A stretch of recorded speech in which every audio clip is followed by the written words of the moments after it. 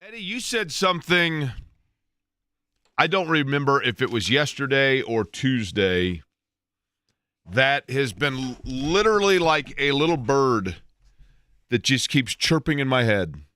Okay. And typically on this show, Wednesdays are the day, I've mentioned before, the way the NFL season plays out, and I think teams would tell you this. I think if you were inside the locker room of the Indianapolis Colts, if you were inside the facility, if you were in the rooms, and Brian Newbert of Gold and Black made a really interesting observation last weekend when he said, when did we go from positions to rooms? Now it's no longer, hey, what are the quarterbacks talking about? It's what's going on in the QB room. Yeah. But, you think about it in the facility, kind of like in an elementary school when you have, the kids in an art class and the kids in PE, whatever else. The NFL works that way, obviously. They go in and then they go into their individualized groups.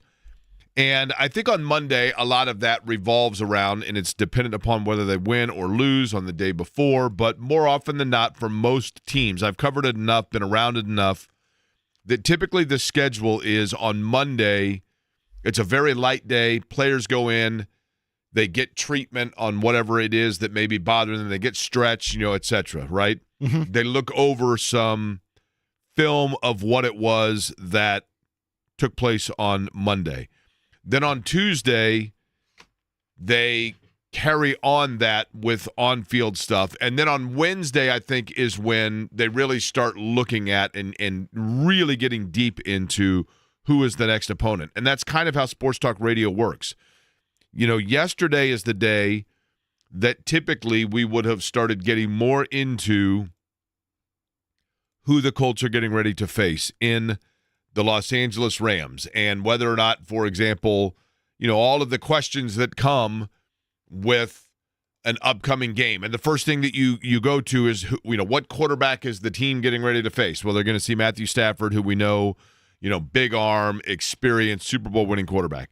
They have receiving threats that we have become familiar with. They have a running back in Kyron Williams that's been around, and we know what he can do. So there are a lot of areas of that we would have really gotten into yesterday. But obviously, that took a back seat yesterday for paying tribute to Nancy Leonard. And again, I want to thank, on very short notice yesterday, I want to thank Bill Benner, Kevin Pritchard, Mark Boyle, Mark Monteith, for all contributing their reflections on Nancy Leonard and what she meant to this town.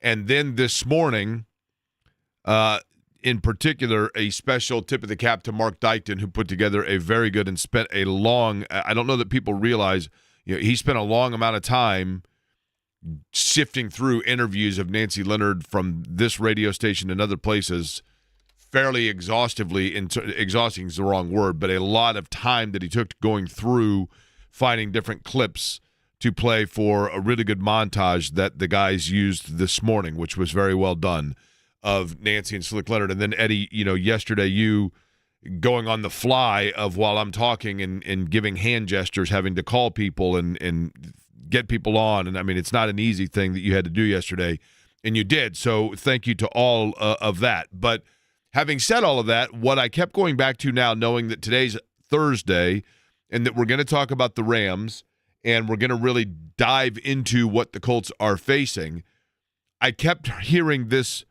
little bird in my head, and it was in your voice, which was terrifying. It wasn't soothing? I've been told by a lot of people, my fan base loves to hear my voice, and they find it very soothing to listen to.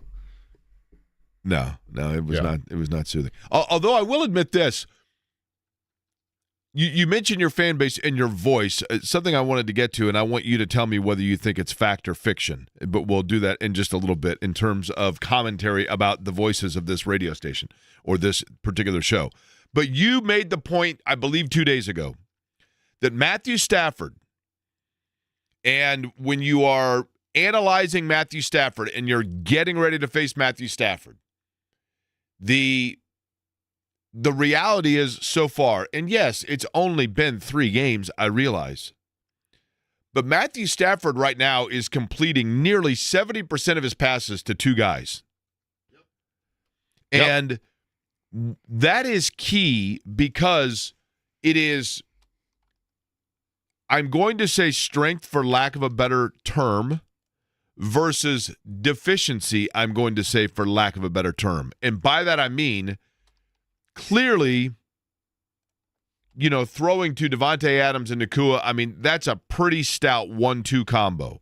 Those are 2 guys that are pretty darn good at getting themselves open, at making big plays on receiving. I mean, you're averaging basically the first down of the chains every time you connect with those 2 guys. But of his just over, I think, 60 completions on the year so far, 42 of them have gone to those 2 guys. So you can look at it one of 2 ways. You can either say deficiency for the Rams and the fact that their air attack is not more versatile, not more spread out, or you could say strength in their behalf because those 2 guys they get separation, they get themselves open, and Stafford gets them the ball in rhythm at a very, very good rate. They're just a nightmare to try to prepare for with those 2 guys, Jake, because you can line Devontae Adams up outside. You can line him in the slot. You can do the same thing with Puka Nacua. And not to mention, you've got, a top 2, top 3 offensive creativity-minded coach and Sean McVay leading the way. Yeah. No, I totally agree with that. Now, the reason why I say it could potentially be going up against deficiency for the Colts, not because the Colts have a bad secondary. I think they have a good secondary. But they have yet to really play as a unit and as a core. And again, with Kenny Moore now out, and I think we can very safely say Kenny Moore, I'm not breaking any news here.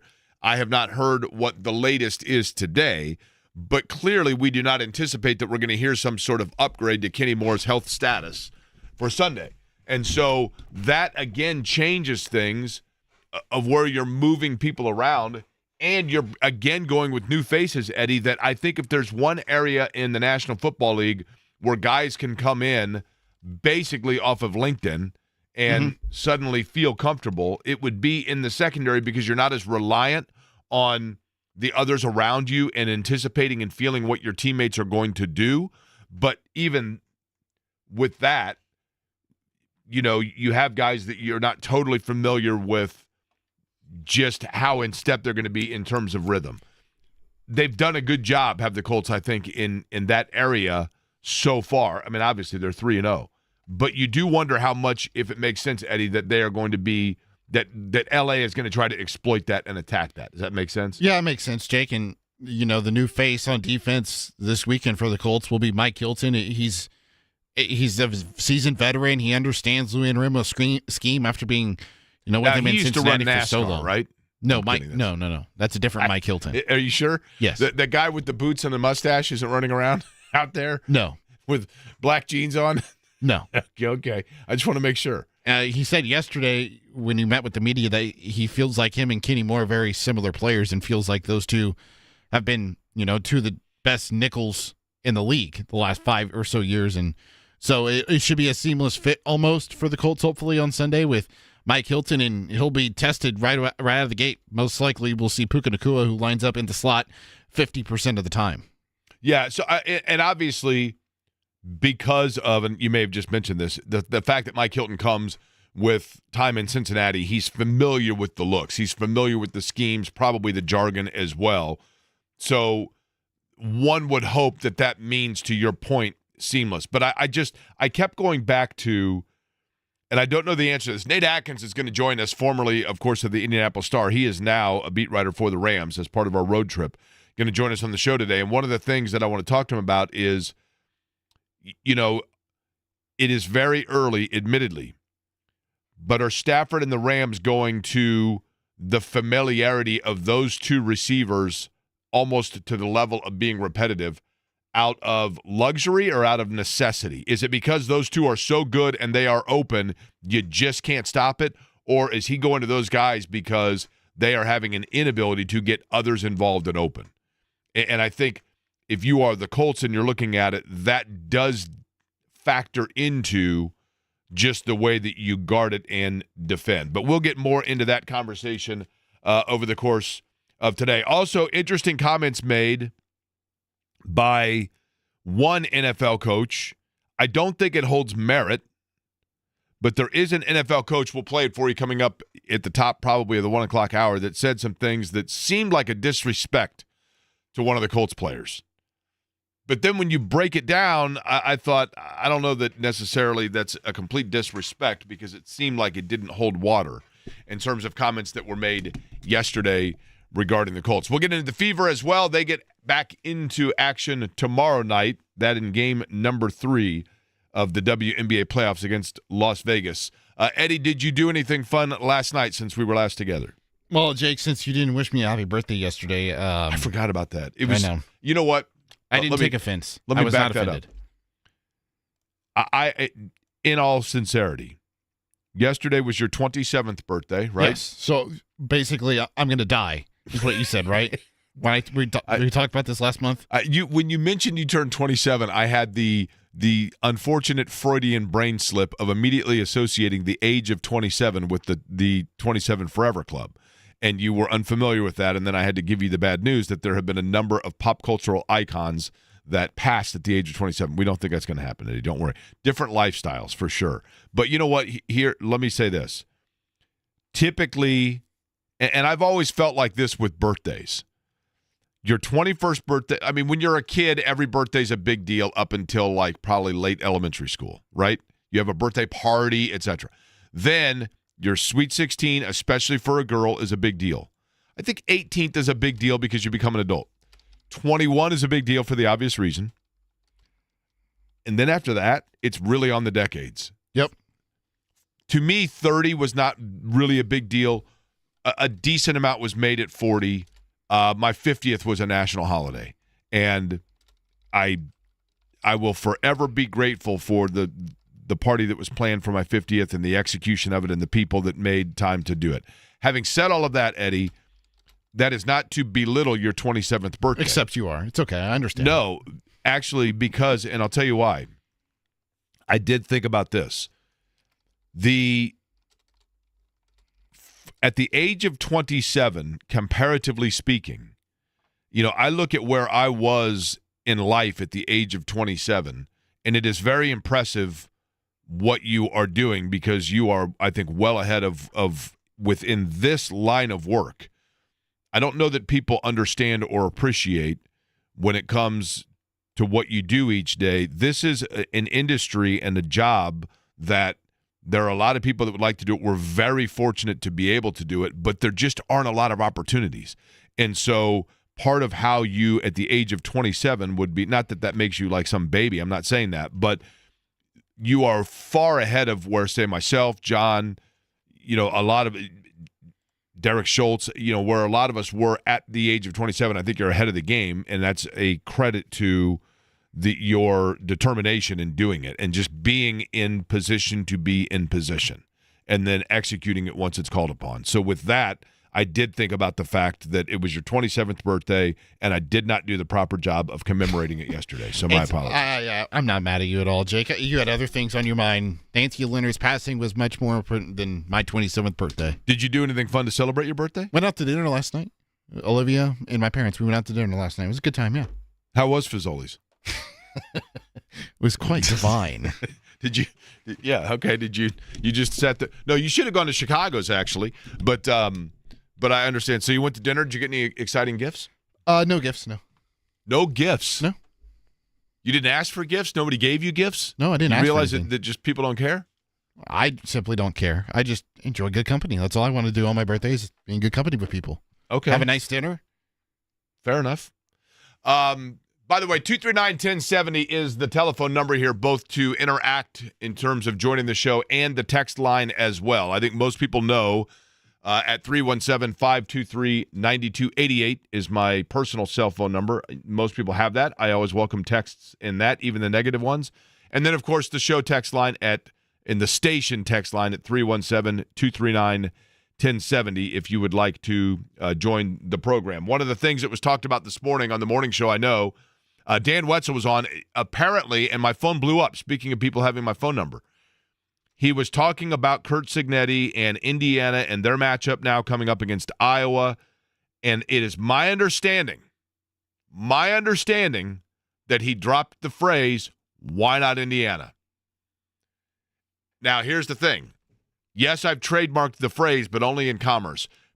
I encourage people to use the phrase in their normal vernacular. If you are talking about, whether it be you're talking about the Hoosiers, whether you're talking about the Pacers, whether you're talking about just the state in general, I encourage the phrase, why not Indiana? I want this to become as household as the phrase, don't mess with Texas or Virginia is for lovers.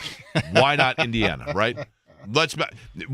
My goal in life is that when you drive on I-70 or you drive on I-65 or you drive on I-74 and you reach that point where you're crossing over into the state of Indiana, instead of that kind of generic-looking sign that just says, like, I don't even know what the sign says right now in terms of, it literally looks like an AOL dial-up internet page when you enter the state.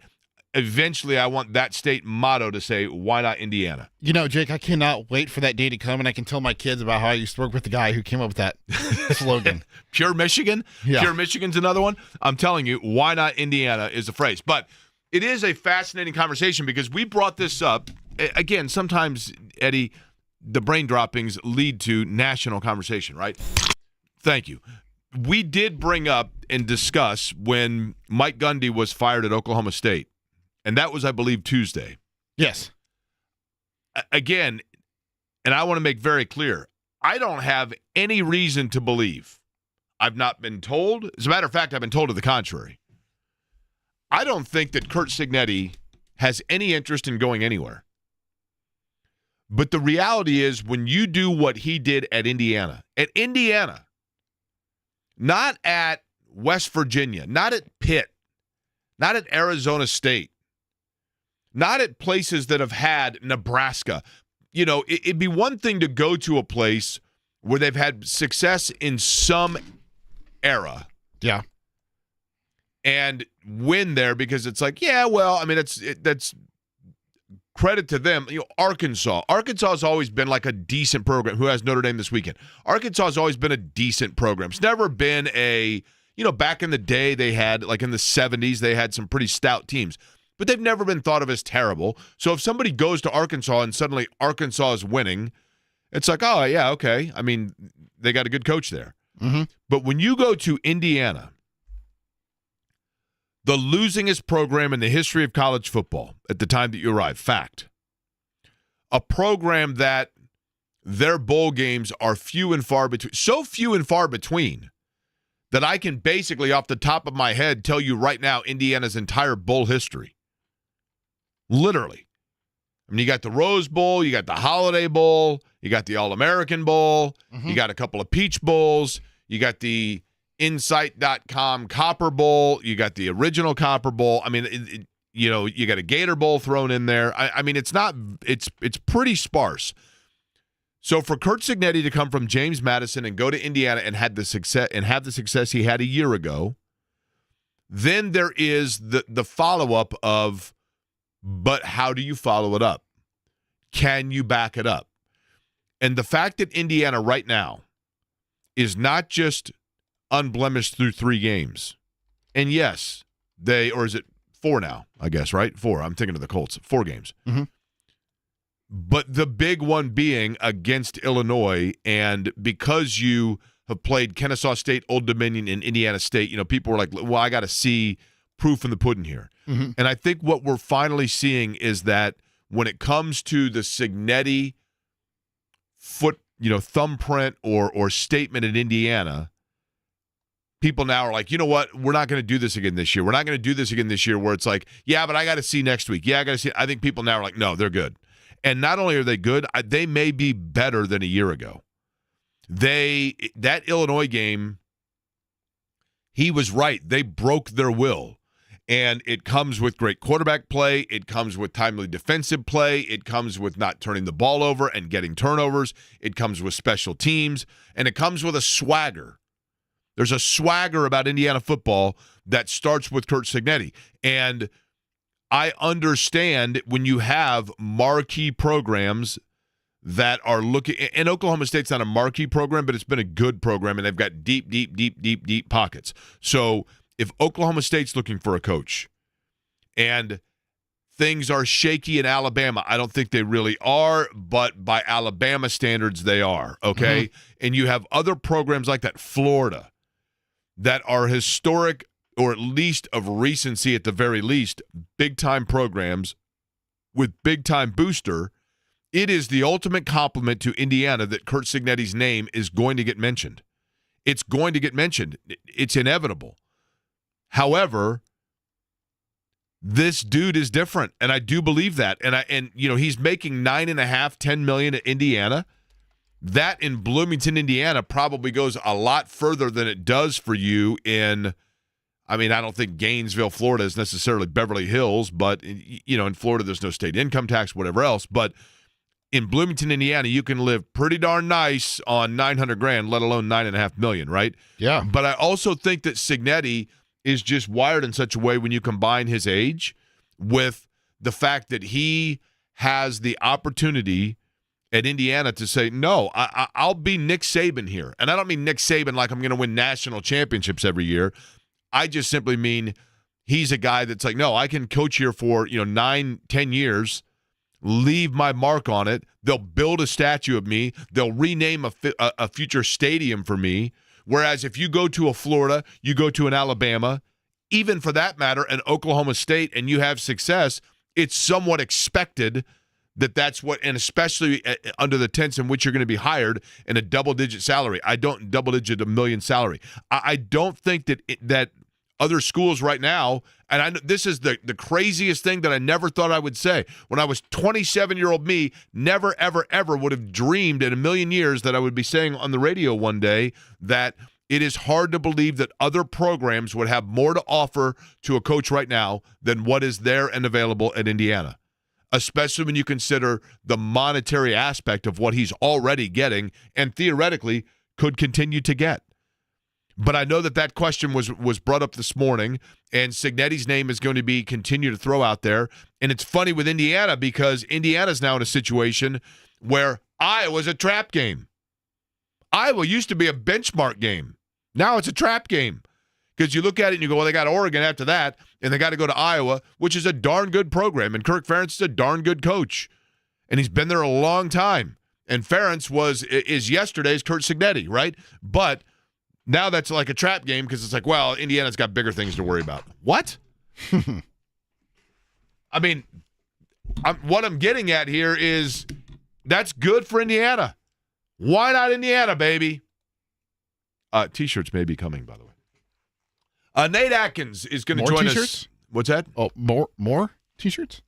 Football variation. We're working on it. Let's go. I got my people on top of it. Your people. Nice. It is time for a Thursday road trip, but this time we're actually going to go through the air, correct? Because we can't drive to L.A. I mean, we can drive to L.A., but it's going to take a while, right? I don't think you want to be in a car with me that long, so yeah. You got to drive all the way across Kansas. It's long, flat, and boring, and you got to see the little statues they built for me since I spent a year there before I flunked out. So, I mean, there's a lot to get to there. But Nate Atkins, formerly Indianapolis Star, now covers the Rams, joins us. Other side, we will get the Rams' perspective on this game coming up on Sunday out on the West Coast, and we'll do it next.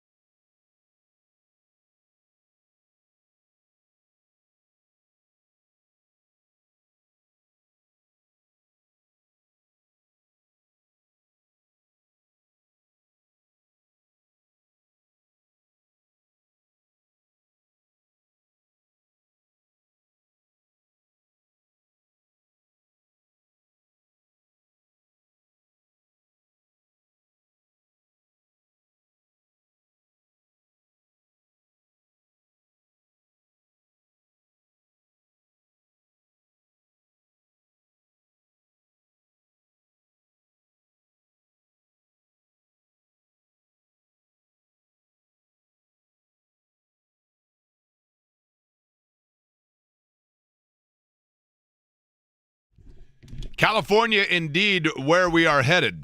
As a matter of fact, as I have only mentioned 464 times on this program, whenever the Rams and the Colts play, it should be pointed out that these two franchises at one time were involved with an owner swap. By that I mean when Bob Irsay, who was living in Chicago, initially wanted to become an NFL owner, he bought the Los Angeles Rams and then made a trade, an ownership trade, with the Rosenblum family, who owned the Baltimore Colts, and thus he became the owner of the Baltimore Colts, ultimately moved them to Indianapolis. Speaking of moves, Nate Atkins from The Athletic out in Los Angeles, of course formerly with the Indianapolis Star, and is just getting acclimated to the West Coast in covering the Rams, who the Colts will see this Sunday, and he joins us now on the program. Nate, welcome back to the Indianapolis airwaves. How are you?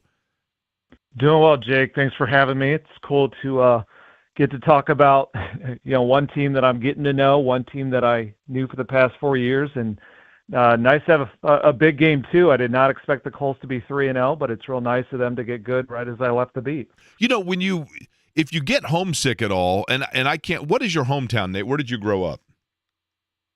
Ashland, Ohio, which is about an hour south of Cleveland. Home of Tim Richmond, by the way. I think we might have discussed that. But yeah. So if you get homesick for Indianapolis, though, just a little tip here, and then we can get to football. What I have found is when you're in the Los Angeles area, if you walk the Santa Monica Pier and just take a look at the Pacific Ocean, it does kind of feel like you're at Wolfie's at Geist. So just so you know. Okay? Yeah, that was my first thought when I got out there. So tell you what, it's like you move all the way out here and you're really in the same place. Yeah, and the weather as well, right? Let's begin with this. From the Rams' standpoint, and Eddie pointed this out, I was looking at it more yesterday, and it is of interest to me.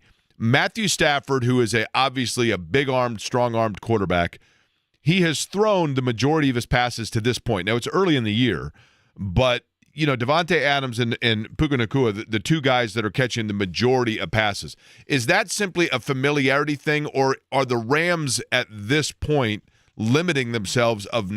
Is there a reason why they're not spreading the wealth, so to speak? Yeah, I think it's with Puka Nacua, it's definitely familiarity. He has really been a star since he came in the league 2 years ago and played every game with Matthew Stafford, and he's averaged more than 90 yards in those games. And so that one has been building. And then Devontae Adams was just the guy that they went out in the offseason to get to replace Cooper Kupp and become that other high-volume player. And they're trying to build that in games since they didn't get a chance to really in training camp. Matthew Stafford missed basically all of it with this back issue. And so they don't get a lot of practice reps because Devontae Adams always takes Wednesdays off. And so they're working through some things in games. And but also, like, Stafford has always been a high wide receiver type quarterback over the tight ends. That goes back to when I saw him in Detroit. He would just pepper those wide receivers. And so the more that he throws to those two and the more that it works, the more it builds trust. And it's harder for others to cut into that. What he could really use is a pass-catching running back because he's had that in his past. They just don't have that here. They just have guys that are just here to run the ball. But they're eventually going to have to diversify it a little bit because if one of those guys gets hurt, they just don't have anything really built up around him. And it's kind of mystifying to some people here because they paid Tutu Atwell $10 million to be a receiver, and he's barely playing. They drafted Terrence Ferguson, a tight end out of Oregon, in the second round, and he's played 4 snaps on the season. So they're not really using the other investments that they have. And so far, it's worked for the passing game to just go to these two. But you do wonder how sustainable it is in how they keep everyone healthy because Devontae Adams now dealing with a hamstring issue. And Stafford is on pace right now to become the first quarterback in 25 years to throw 79% or more of his passes to wide receivers. So you just wonder how long that can really hold up. But so far, when those guys have been on the field, it's worked quite well. So that's why they keep going to it. And Nate, when you look at, statistically speaking, the average yardage per play when Stafford is completing to those two guys, you're into like the 11 to 15 yards per catch area. Now, I guess my question for you would be, is that yard after catch receiver doing the work stuff, Or does Stafford, who is and has been one of the strongest arms in league history, but he's older and he's come, he's had injuries and etc. Is he now a rhythm passer and he's getting them in rhythm where they're then in space, or does he still have the deep ball precision aspect of his game that he had as a younger player? It's sort of a mix of that where he's not going deep down the field all that often, but he's really going to that intermediate level. And so that really happens with Devontae Adams, which is why his catch rate isn't quite as high as Puka Nakua's. They really try and get these chunk plays. And they got one for 44 yards on Sunday, but usually these are kind of between, I'd say 15 to 25 yards is where they run a lot of those routes. And Puka Nakua is more the guy that will settle at like 10 yards, catch it, and then do something with the ball in his hands, yards after contact. So Stafford mostly has the same arm strength he's always had from what I can tell. What's a little different now is that he's trying to throw the ball before he gets touched in any capacity because he's 37. He has the back issue. So he's not standing in there and throwing while taking a hit the way he used to. And so he'll let it out a little quicker than he used to when he would go way deep down the field. And they're hoping that the kind of the spacing of everything can let guys either catch it intermediate or in Puka's case, catch it and do something with the ball afterwards. So it's been really fun to watch them transition this offense to having Stafford in this place where it's still the same arm, but he's just trying so hard not to get touched, and their pass protection has not been all that good so far. So that's kind of rushed it a little bit more. But these guys are getting open so much in that intermediate part of the field that it's still working to release the ball pretty quickly, and he's got the velocity to still kind of get it to where he needs to get it right now. So it's a real intermediate part of the field type offense. Who's the biggest celebrity that you have serendipitously run into in and around Los Angeles? Well, my first day at SoFi, I got in the elevator with Brad Beal. So that's probably the biggest one so far. Clippers just signed Brad Beal, and he interestingly enough grew up in St. Louis, so he's a Rams fan from back then. But mostly I've just been to the facility and back, so it'd have to be Rams players if it's not Brad Beal. Okay, now what about this? You live how far from the facility? And the reason I ask is because how long does it take you to get there? If you're in rush hour traffic. Rush hour traffic, it's going to take over an hour, but usually and that's three exits, right? Usually I get to avoid it. They press it in the kind of the early afternoon, so it takes about 35 minutes. If I get lucky. That the stadium is, for those that are, and maybe people from here are going to be going out because the stadium is unbelievable. It's near Inglewood. It's not far from LAX. It's fascinating because when you drive past it, you literally can almost, and Nate, I'm being totally serious when I say this. I've wondered if it hasn't impacted traffic in LA on a game day, because if the window or whatever it is open, like you can see on the video board, you can watch the game while you're driving past it. It's crazy, right? So it's a phenomenal facility. And with that, for people that are going out, I mean, LA's awesome, right?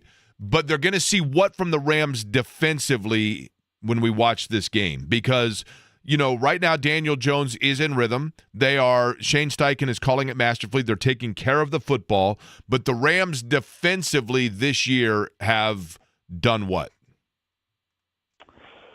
So what's unique about the Rams is just how good they are with a four-man pass rush, which I think is going to be really key this week when you look at the numbers of how the Colts are handling teams that blitz them. That was Denver's problem in week 2, is that even though they have talent in the pass rush, they looked at Daniel Jones' career numbers going back to his time with the Giants and thought, you blitz this guy, you'll get in his head, you'll affect him, you'll create turnovers. And instead, the Colts have all these answers because they have so many guys to get the ball to with Tyler Warren's addition, and in addition to their receiving core and even Jonathan Taylor catching passes. So I think the Rams are going to do it differently, where they're going to mostly rush 4 players. They will blitz a safety on occasion, I promise that, but I think they're going to dial that back and just try and do it at moments when they hope that Daniel Jones doesn't see it, because they've got enough of a pass rush already with Jared Verse is the big name, the reigning defensive rookie of the year on one side, but Byron Young is really ascended at the other, and then they've got names like a rookie Josiah Stewart, Kobe Turner, Braden Fisk. They're just going to mix and match these guys in the 4-man pass rush, and you'll see them overload one side. You'll see them flip the matchups between Verse and Byron Young on the left and the right side. So they're going to move guys around so that they kind of get fresh matchups, and that's going to be the unpredictability. But it's going to be less so through the blitz because they also really have to hang up in coverage when they lost their top outside cornerback, Keller Witherspoon. That is the weakest spot on this team is those outside cornerback spots. And so I think that's why they're also praying that they don't have to see Alec Pierce this week because last week the duo of A.J. Brown, Devonta Smith, that ended up winning the Eagles the game down the stretch. Those matchups aren't in their favor, but against most teams, their hope is that the pass rush is enough to kind of overwhelm teams just with 4 men in rush, and then they've got kind of 3 safeties that they'll play as their nickel package and move those guys around to kind of try to keep a lid on things. And so really a lot of this game I think is going to come down to that matchup between the Rams pass rush and just how much the Colts offensive line can hold up against it. They can give Daniel Jones time, he can exploit those outside corners, but I do think this will be the best pass rush that the Colts have faced so far. Nate Atkins is our guest here. He's on the guest line and, of course, with The Athletic out in Los Angeles, formerly with the Indianapolis Star covering the Colts. Nate, I wanted to get your thoughts on this. This is if I'm not mistaken, and correct me if I'm wrong, the 4th NFL franchise that you have covered. You have covered the Bears, you've covered the Lions, you've covered the Colts, and now the Rams. So with that, now that I think about it, you're like halfway to the Wizard of Oz trio, right, in terms of who you've covered. But having said that, now that you've had a chance to kind of compare and contrast or see various operations, how did the Indianapolis Colts, in terms of just the infrastructure of the franchise, the way they go about their business, all things considered, how did they compare or contrast to other franchises you have covered? Yeah, so the interesting thing is 2 of the last 3 that I've covered have had Matthew Stafford at quarterback, and I found that is really the glaring difference from my time at the Colts is that especially now that I see this with the Rams, they just lost a game on Sunday that was heartbreaking and infuriating when they had a 26-7 lead and they couldn't finish. But their response was really a lot more positive than I was expecting. They wanted to win, but they felt like this is week 3. We leveled up to a really good team, fell a little bit short, but we'll see them again. There's such a confidence that they will be in that moment. And there's a confidence when they're down, too, because of the quarterback that they have. And I just think the Colts didn't ever really get that, when I was there. Even when things were going pretty well, with Gardner Minshew's season when they almost made the playoffs, at times when, they got to 9-6 the first year I was there with Carson Wentz. Like they had some good teams, but they didn't ever feel like the reason they were good was the quarterback. And that's the difference here. It was the difference in Detroit. And so I think that kind of sums up everything is that there's just sort of an everyday, every moment confidence and belief when you step in the building and you don't have questions about, first of all, who's even going to start at quarterback, but second of all, like what that guy can do as a leader and as a player out there. The Colts, when I was there, had this weird mix of like they would either they got solid to decent play out of Gardner Minshew, quarterback, and at times from Carson Wentz, but Carson Wentz was never really that guy for the franchise, that leader type. And then when they went after the leader type and Matt Ryan, he didn't have the play anymore, at his age and his level that he was at. Right now, the Rams, for as long as they can keep Stafford healthy, they feel like they've got both. And when you feel like you have both, it's just a totally different feel coming off of losses. It's a different feel when you are down in games. They just feel like they're going to be in all these moments. And so that gives you confidence that even when you struggle, even when you have really bad moments like 2 blocked field goals like the Rams just had, they can go after kind of these improvements in very specific areas, knowing we're going to be in the big games. We're going to have a shot at the end of the game. I don't think the Colts necessarily had that. And I think what also you find out is that teams often will take on the personality of either the head coach or the quarterback, and usually both. And so when the quarterback is changing so much, it just gets really hard for a team to have an identity. And I just felt that all the time with the Colts is that they couldn't really figure out what kind of team they wanted to be, where they were this great rushing team in 2021 until that fizzled out. But the more that the spotlight went on the quarterback and the more that position just kept changing, there just was a lot of confusion and kind of a lacking belief about kind of the overall upside. So there was a kind of a comfort level in Indy because, they kept the same general manager and a lot of the players would, they'd run it back. And so there was sort of like this baseline culture of like we play together for a long time and we'll be together, but there wasn't necessarily this belief in like, you know, what the ultimate upside's going to be. Whereas the Rams come off a game, they lose to the Eagles, and they say, okay, well, we'll be back here and we'll have to take our shot again against these guys. And I don't think it's just talk from them. I think that's what they actually believe, because that's how their season ended last year. And so there's just sort of a mix of a track record of a team that's won with a quarterback who's done it at a lot of levels and keeps doing it. And the Colts have been looking to get back to that. And who knows, maybe they'll get there with Daniel Jones now, but that's what they've been seeking so much. I just feel like the quarterback, you know, we talk about it so much in Indy because on the field it matters so much, but I've also found like every single waking moment in a building goes back to that position too, and that's the kind of the biggest difference I've seen between those teams. Biggest thing that Shane Steichen has preached, operationally, the quarterback is the guy that has to have a firm understanding above and beyond just in the huddle, and I think that, you know, at no disrespect to Anthony Richardson, you are seeing now the reasons why Daniel Jones was the selected quarterback for Shane Steichen. Nate Atkins with The Athletic, covering the Rams and Colts on Sunday. Nate, good talking to you, man. Appreciate it. Enjoy L.A., all right?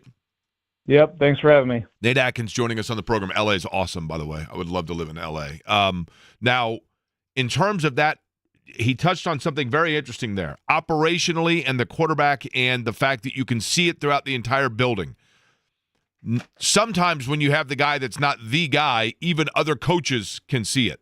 And that was the case a year ago for Indianapolis. I'll explain, and I'll let you hear what you're going to be surprised what one coach. I was surprised that he said it about the Colts quarterbacking situation from a year ago, but we'll play you clips from an NFL coach regarding the Colts, and we'll do it in about 12 minutes from now. And then 1:30, Mike Niziolek from the Bloomington Herald-Times, because there was big news with Indiana in the courtroom, not just on the football field. We'll get to that bottom of the hour.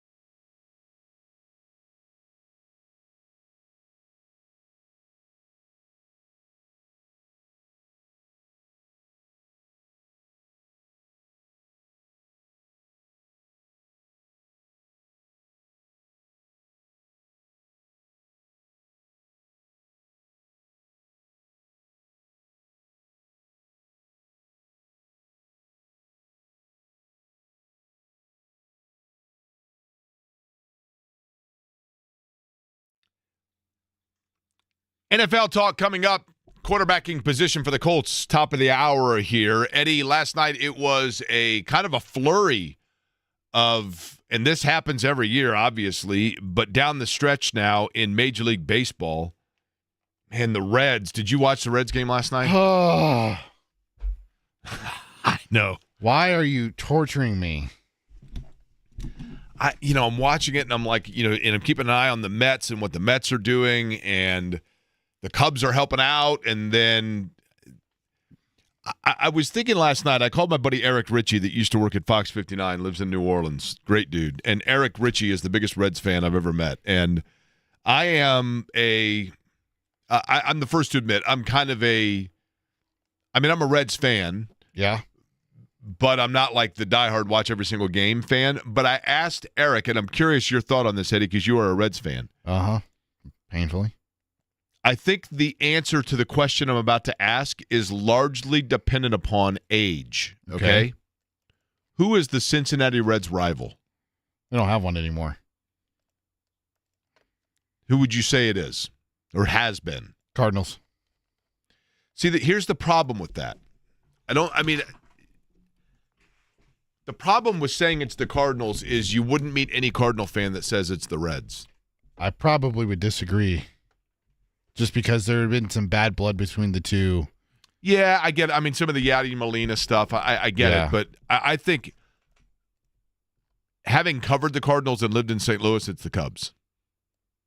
And it's not close. I don't know why the Cubs and Cardinals, it's you know what I mean? Yeah. But again, based on age, I'm not saying you're totally wrong here.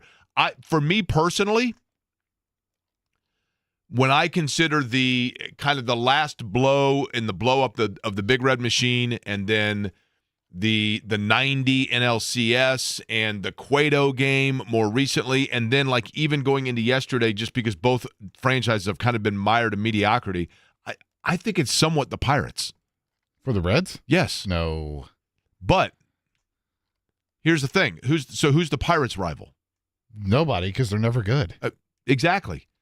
What I'm saying is, historically speaking for the Reds, I think you would say, if you want to go with the Big Red Machine, you could throw in like the Yankees or the Athletics, because if you go back especially to the early 70s, the Athletics were the dominant team in the American League, the Reds in the National League, the A's were the team that had facial hair and long hair, and the Reds were the team that didn't allow that and all looked like they were math teachers and whatever else. So ideologically, there were differences between those two franchises. But for the Reds now, because they have not been very good, like in my lifetime, if there's one, the reason I say the Pirates is because the Pirates are a team kind of without a rival. So they would probably say, I think there are a lot of Pirates fans that would say how much they don't like the Reds because of 79 and 90 and the Cueto game and all of that. But last night is a prime example, though, of here the Reds have an opportunity, and yet the Pirates, even though they're terrible, it's like the one team they can't get past. They've had an opportunity the last two nights. I know. And they lost, Jake. You just need to calm down. You just need to woo-saw. I'll be fine. Speaking of Pittsburgh, something that was recently said about the Colts from there that caught my ear. I was surprised, but not totally. We'll play it for you next.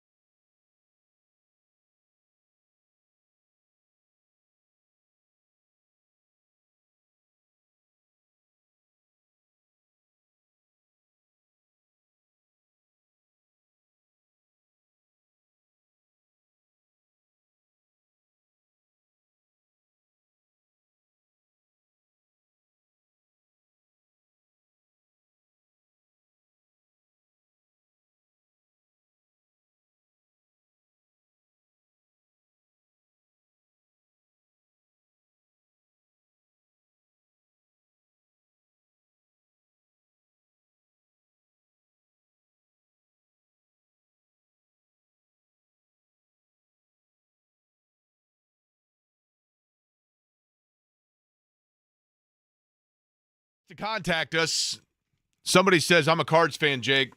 It would be Cubs first, then Reds.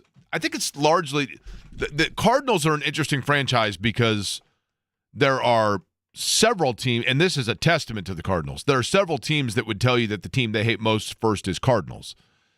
But for the Cardinals, I think it's definitely the Cubs, and that's geographic. The Cardinals for so long have had really no peer when it comes to the overall depth of tradition within the National League.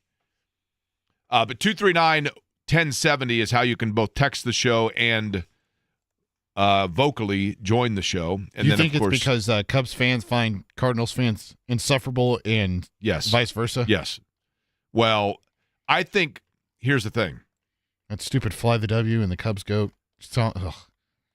Cardinals fans, Cubs fans tire of, as does every normal sports fan in America, they tire of the highbrow snobbery of the Cardinal fan base, and Cardinal fans tire of the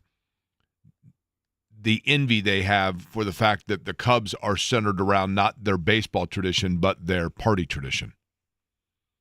We're baseball purists. We understand the game, and we actually applaud a bunt and a sacrifice because we understand. Whereas Cubs are like, woo! Woo! Bring me another old style. Before we get to what took place yesterday, I believe it was in Pittsburgh, in regards to comments about the Colts quarterback position, I do have this question for you, Eddie, and that is, if I was going to tell you right now that I'm going to give you round-trip tickets for your birthday to go to an NFL game this weekend.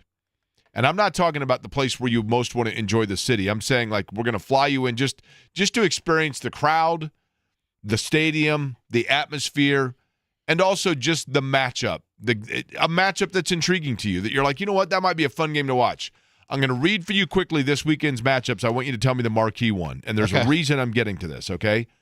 Seattle at Arizona, Washington at Atlanta, Cleveland at Detroit, Carolina at New England, Philadelphia at Tampa, Jacksonville at San Francisco, Chicago in Vegas, the Jets in Miami, Minnesota at Pittsburgh, New Orleans at Buffalo, Tennessee at Houston, the Rams at the Giants, the Chargers at the Giants, Baltimore in Kansas City, Green Bay and Dallas, and Cincinnati and Denver. Which game is the one that you're like, that would be an awesome atmosphere, great game, fun, intriguing to watch, love to see the stadium, love to enjoy the fans, etc.? Looks like I'm going to Arrowhead. Okay.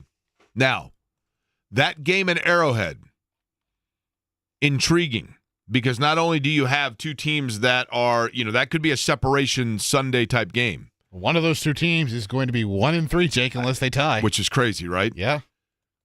Both of those teams are where they are and have the reputation they do based on elite quarterback play.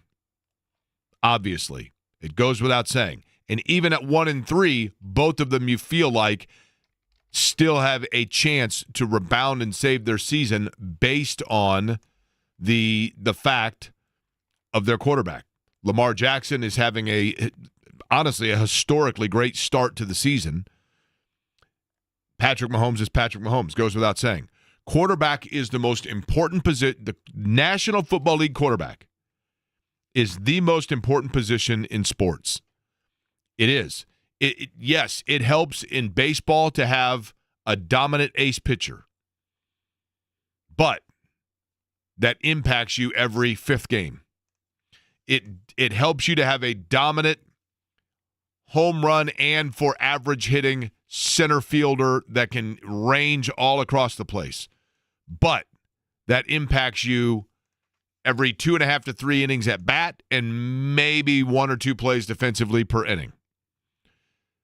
In basketball, yes, it is so critically important to have a dynamic guard that can see the floor, run the floor, score from multiple areas. Tyrese Halliburton obviously is, but they're not necessarily on the floor for the entire game, but they also have to play defense. I mean, there's so many aspects to it. The quarterback is the most important position in the National Football League. And what is so fascinating is that the Colts, obviously, in the draft of Anthony Richardson, we knew that what they were going to do was try to groom that quarterback into being the guy. And I understand why they were so intrigued. I do, because there were just so many things that were so fascinating and intriguing about Anthony Richardson. The size, the athleticism, the arm strength, all of it. And yet, when they brought in Daniel Jones, the thought process was they are bringing him in, Daniel Jones, as a safety net backup, but to wake up Anthony Richardson to say, look, kid, we realize that we handed you the keys, but we got another guy that can play, and we're not afraid to potentially go to him if you don't start to kind of figure things out. And by figure things out, I mean, yes, reading a defense or seeing the blitz that came in preseason game number 1, that dislocated his finger. But more so, and I want to be clear here, none of this makes Anthony Richardson a bad person. None of this makes Anthony Richardson, for that matter, a bad quarterback, but it denies him the chance to be a better quarterback. And by that I mean, leadership is an interesting thing. I don't know, leadership is one aspect in any walk of life, whether it be in your circle of friends, whether it be in business, whether it be in sports. Leadership is something that I don't know necessarily that you can teach it. You either have it or you don't. My mom was a preschool teacher. My birthday is the first week in September. And when I was of the age of enrolling in kindergarten, my parents had the option of either holding me back because I was in that 1 week gray area, advancing me and having me be one of the older kids in my grade, or delaying me a year and having me be one of the younger kids in my grade. And my mom, being a teacher, said, I went ahead and enrolled you early because, or not early, I'm sorry, waiting until the next year where I was the oldest in my grade. Because, she said, I just noticed with boys at a young age, you tend to be less a follower when you're the older amongst your peers when you are at an influential age. That's not to say that I took advantage of that. But what I'm saying is there are things circumstantially around you at a very young age that can determine whether or not you're like a leader or a follower, or whether you're passive or aggressive. And in Anthony Richardson's case, number one, the fact that he was very young for his grade, for that matter, and also some of the resources that he didn't have in high school. I just think that when he got to the NFL, there was the expectation that he was naturally a leader because he'd been a quarterback. But he hadn't been a quarterback of a lot of games, and he hadn't necessarily, and I don't know that you can even grow into that. And what we saw, we started hearing the rumblings of just not doing the things inside the building. You just heard Nate Atkins talking about that. When you look at the other franchises that Nate has covered, and Matthew Stafford being with the Lions and now with the Rams, and seeing that, and seeing what happens when you have a quarterback that literally always has the book in his hand, the playbook in his hand, going into the film rooms, the first one in there, just has a natural leadership about him. And a lot of that comes from extensive time, just naturally a byproduct of coming in with the pedigree of, I played at a big-time program. I won a lot of games in college. I had to have a team on my shoulder pads at times. And I don't know that Richardson had any of that. But you wondered if other coaches noticed it. You wonder if, when Shane Steichen was implying that the Colts needed a change at the quarterback position, those of us on the outside looked at it and said, but he's got a huge arm. Look at what he can do when he runs the football.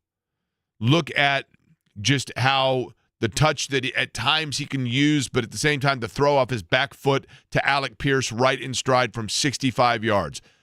All of those things that we looked at, we said, that's the guy. But people that know football will tell you, but there wasn't a natural leadership there. And that's what Shane Steichen was trying to tell us. Mike Tomlin is the head coach of the Pittsburgh Steelers. Pittsburgh this weekend is getting ready to take on the Minnesota Vikings. And Carson Wentz, speaking of Colts quarterbacks, Carson Wentz filling in for J.J. McCarthy, a young player that is in Minnesota. And Mike Tomlin was talking about the fact that now, instead of going up against a guy in J.J. McCarthy that they don't know whether or not, and yes, he led his team in college to a national championship. One would assume there's something about McCarthy, who even sat in year number 1 because of injury, so a little bit different circumstance. But you now have a veteran quarterback that you are facing in the form of Carson Wentz versus a younger quarterback that you thought you were going to see. And a year ago, the Steelers played the Colts. And they knew that there were two quarterbacks for the Colts. There was Anthony Richardson, the young player that was still learning the position, and Joe Flacco. And Mike Tomlin, in discussing the preference of almost rather seeing a young player versus a Carson Wentz coming up on Sunday, made reference to a year ago and made an interesting comment as it relates to Anthony Richardson. We were in a similar situation a year ago. We're playing in Indianapolis, man, and I commented to the guys that, keep Richardson upright. Don't put Flacco in the game, and, Flacco ended up in the game. Okay. And the Colts won that game. And it's an interesting comment that Mike Tomlin was able to see from the other side, from outside, a guy who's been around the league for a long time, won a Super Bowl, Mike Tomlin, one of the elder statesman coaches and more respected coaches in the National Football League. And Mike Tomlin was able to tell his guys, make sure Anthony Richardson is upright and in the game, because we'd rather see Anthony Richardson than Joe Flacco. There is not a soul on the planet that would consider the aging body of Joe Flacco to be a more intriguing quarterback prospect than Anthony Richardson. But an opposing coach was able to look at it and say, I'd rather see Anthony Richardson on the field than have them bring in Joe Flacco. Now, the one thing about this that doesn't necessarily hold water is this. In that game a year ago, which was won by the Colts, Anthony Richardson led the Colts right out of the gate on an 8-play, 70-yard drive right down the field. And then on the second drive, after they were up 7-0, Indianapolis went up 14-0 on a drive that largely was responsible by or held and driven by Anthony Richardson. He got hurt then, and Flacco came in. But Richardson, at the time that he left the game, had carried the ball 3 times for 24 yards, and he was, I believe, 3 of 4 through the air. Flacco comes in, goes 16 of 26, did throw for a pair of touchdowns and a rating of 105.9, but Richardson was on his way to one of his better performances. And even with that, Mike Tomlin is saying Flacco's that came in, and that's why they won that game. That is a coach, even though statistically speaking in that game, it doesn't really hold water. What that means is an opposing coach, and looking at film and in studying that team, could see that Indianapolis was most vulnerable when Anthony Richardson was on the field. And that, to me, is an indictment not on Richardson as a person, but on his inability to consistently lead and carry his team. And what Daniel Jones has done is he has come in here, and he's not an overly excitable guy. I don't know a whole lot about Daniel Jones. I don't think a lot of people in this town know a whole lot about Daniel Jones. Do we know what he likes to do for fun? Do we know what kind of food he likes? I mean, this is like almost robotic. But he has come in, and I don't think instantaneously won over his locker room. I think there are a lot of people in the Colts locker room that really liked Anthony Richardson as the quarterback and rallied behind Anthony Richardson. And even when Richardson got benched a year ago, there seemed to be like this, and then you started having players say, like, we have no direction, we don't know what's going on.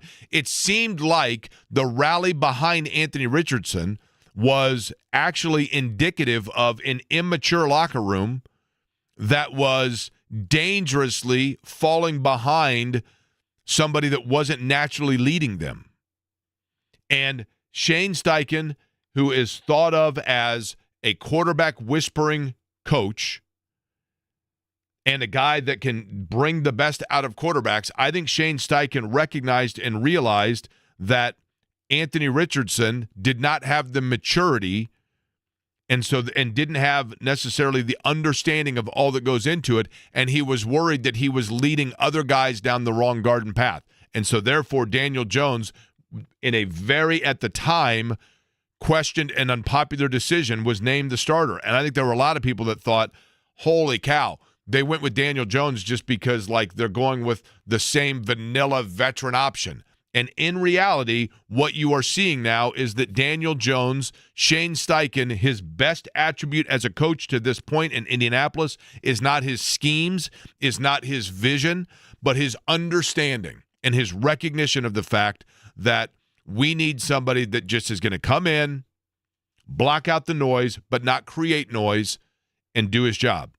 And so far, Daniel Jones has done it masterfully. The other thing, Eddie, that Daniel Jones has done really, really well, and the Colts have done really well, and it's going to keep them in games for a long time. And I don't know how things are going to go on Sunday in Los Angeles, but if what we have seen in 3 games does not a season make, it doesn't even a pattern make, but if they are able to maintain what they've done through 3 games, they play smart football and they take care of the football.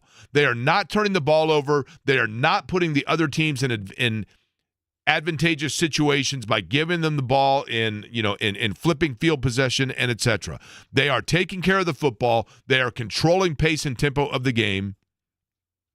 And it's taken on-field play. But I believe now they also have completely fallen in line behind their leader in Daniel Jones, who is simply leading by example. Yeah, it's what he's doing, Jake. And there were droppings of this in training camp, and when the news was announced, you started hearing guys, and I think the one that stood out to me the most, and I know you could probably take it with a grain of salt, was A.D. Mitchell's comments about, hey, what stands out or what have you liked from Daniel Jones? And he just said the command that he has in huddle, the way that he prepares, the way he communicates with guys that you need to be here, I need you here, this is what you need to do here. Like the way that he was going about his business was very different because we hadn't heard any of those things. Correct. And getting the big thing about Anthony Richardson. Right. And again, none of this is meant to sit here and say, gosh, what a loser, none of that. I think part of it is just that natural age, and experience, immaturity, just naivete, right? But having said all of that, I think that Jones was a longer acclimation period with his teammates because, and I get that guys are different in the locker room and in the building than what we see. I get that, right? I mean, it's just it's no different than in this building. I mean, there are people that in any place of work, right? I mean, your coworkers, your colleagues, whatever else, you know them differently than somebody who just walks past and looks in the window all the time.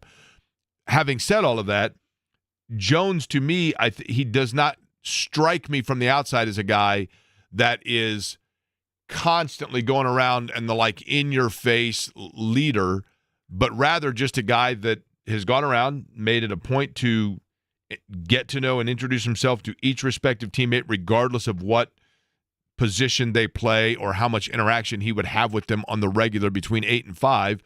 But I think that just to your point, Eddie, the way he's gone about it, it has taken time, but I think now the rest of the locker room's that's our guy. Yeah. I just got a text, Jake. Our 26th female listener is listening, yeah. It's not my mom. She's listener too with your mom, who's number 1, right? That's correct. And what did female listener number 26 have to say? That's all she said. You're just getting random messages from female listener. Do you know said female listener? Yes, I do. Okay. I live with said female listener. Oh, okay. So, and she's telling you that she is number 26. Take a big test, Jake, and she passed. Okay. I'm proud of her. Here's the thing. I just got a text from Megan, but she's already a previous noted female listener, so we're still stuck on 26, right? Is Megan the one that – no, we're on 28 now. We've got 27 female listeners. Or no, we have 28. We're looking for 29. That's what it is. We're stuck on 28. I forget we're her name. We're stuck on Jonathan Taylor. Yeah. And we're trying to get no, 29 was Juju Brents, because the other day I was in the grocery store and I saw a guy in a 29 jersey, and my first thought, this is how you know you're old, I was like, okay, Dickerson, Joseph Adai, or Jason Belser. I think they were all 29. And then I turned the corner and it was a Juju Brents jersey. And I like Juju Brents. I do. Did you go up to the guy and ask him? You know what? I wondered if he was related to Juju Brents. It's kind of like my buddy that I worked with when I worked at the cigar store that literally saved up his money for like 2.5 months and got a custom-made Arnold Mickens Colts jersey, and then literally the day that it finally arrived and he put it on, Mickens got released. Mekhi Blackman. The late, great Arnold currently Mickens. wears number 29. That's not a bad one, right? No. By the way, Jake, you referenced your mom earlier, and I'm just concerned. We haven't gotten the leaves PSA Leaves yet. haven't started falling yet. Leaves haven't started falling yet, per se. Listen, it's a matter of time, and it's inevitable. But typically, it's once the leaves start turning, because my mom says, you can get engrossed by looking at the leaves, but then keep in mind that the leaves falling and the water, that's a dangerous combination. Toxic mixture, yes. Hey, Jake, I'd like to go to see Philadelphia and Tampa. Yeah, that was runner-up for me. Not a bad game. We still have tickets to give away at some point during the show, Jake. Keep that in mind as well. Not for Philadelphia and Tampa. No, for MGK. They should definitely win their division, and Baker Mayfield is just enough of a pain to beat anyone on any given day. That's from Nick. I don't Find him disagree as a with pain? that. Oh, I think Baker Mayfield is... I think he's what the kids say, a dog. He is, but here's the thing about... Okay. Baker Mayfield is the Kurt Signetti of quarterbacks. Okay. He has like this aura and this bravado of cockiness about him that you're like, dude, really? But yet he doesn't go away. Mm. And you know what I mean? And so he is very sure of himself, is Baker Mayfield. Confident. Yes. Which leads to this other question, okay, before we get to, because there is news to talk about with Indiana football that we'll get to in a minute. Todd Meyer is standing outside the glass with our door with a belt over his shoulder. He win something like WWE style? They are bringing in a belt right now. There's a whole slew of them. Did Eddie win an award? He did. Eddie just won the Radio 1 September Mic Drop Award for not only producing your show, producing the Fever broadcasts, hosting pre- and post-game for the Fever, doing everything any of us asks. I ask him about 8 extra things every day. The only problem the man with that, just gets it done. Here's the only problem with that, and I'm not trying to take away from his thunder, but that is a beautiful, huge, like a WWE level belt. It is. But Eddie, I'm not certain that thing actually, that's like a 32-inch waist. That's the only problem with the belt here. Can you put that on? Can you try that on? Can we see? Congratulations, I'm Eddie. You earned it, buddy. You got to hold up the belt. Thank you. I am holding it up. They just can't see on the camera. Can you put it obviously. on? I want to see. By the way, I'm that's not for putting the it on. entire staff, all of our stations, everything. We have like 14 stations, right? Maybe 15 by the end of the show. Who knows? So Good job, Eddie. Eddie is walking around. Congratulations to Eddie. This is perfect for your birthday, right? No, hold on. You got to hold it up so people can see it, Eddie. You flashed that so fast at the camera, right? I got to get back to work. See that? It's that attitude that won Eddie the belt in the first place, right? Can you put the belt on?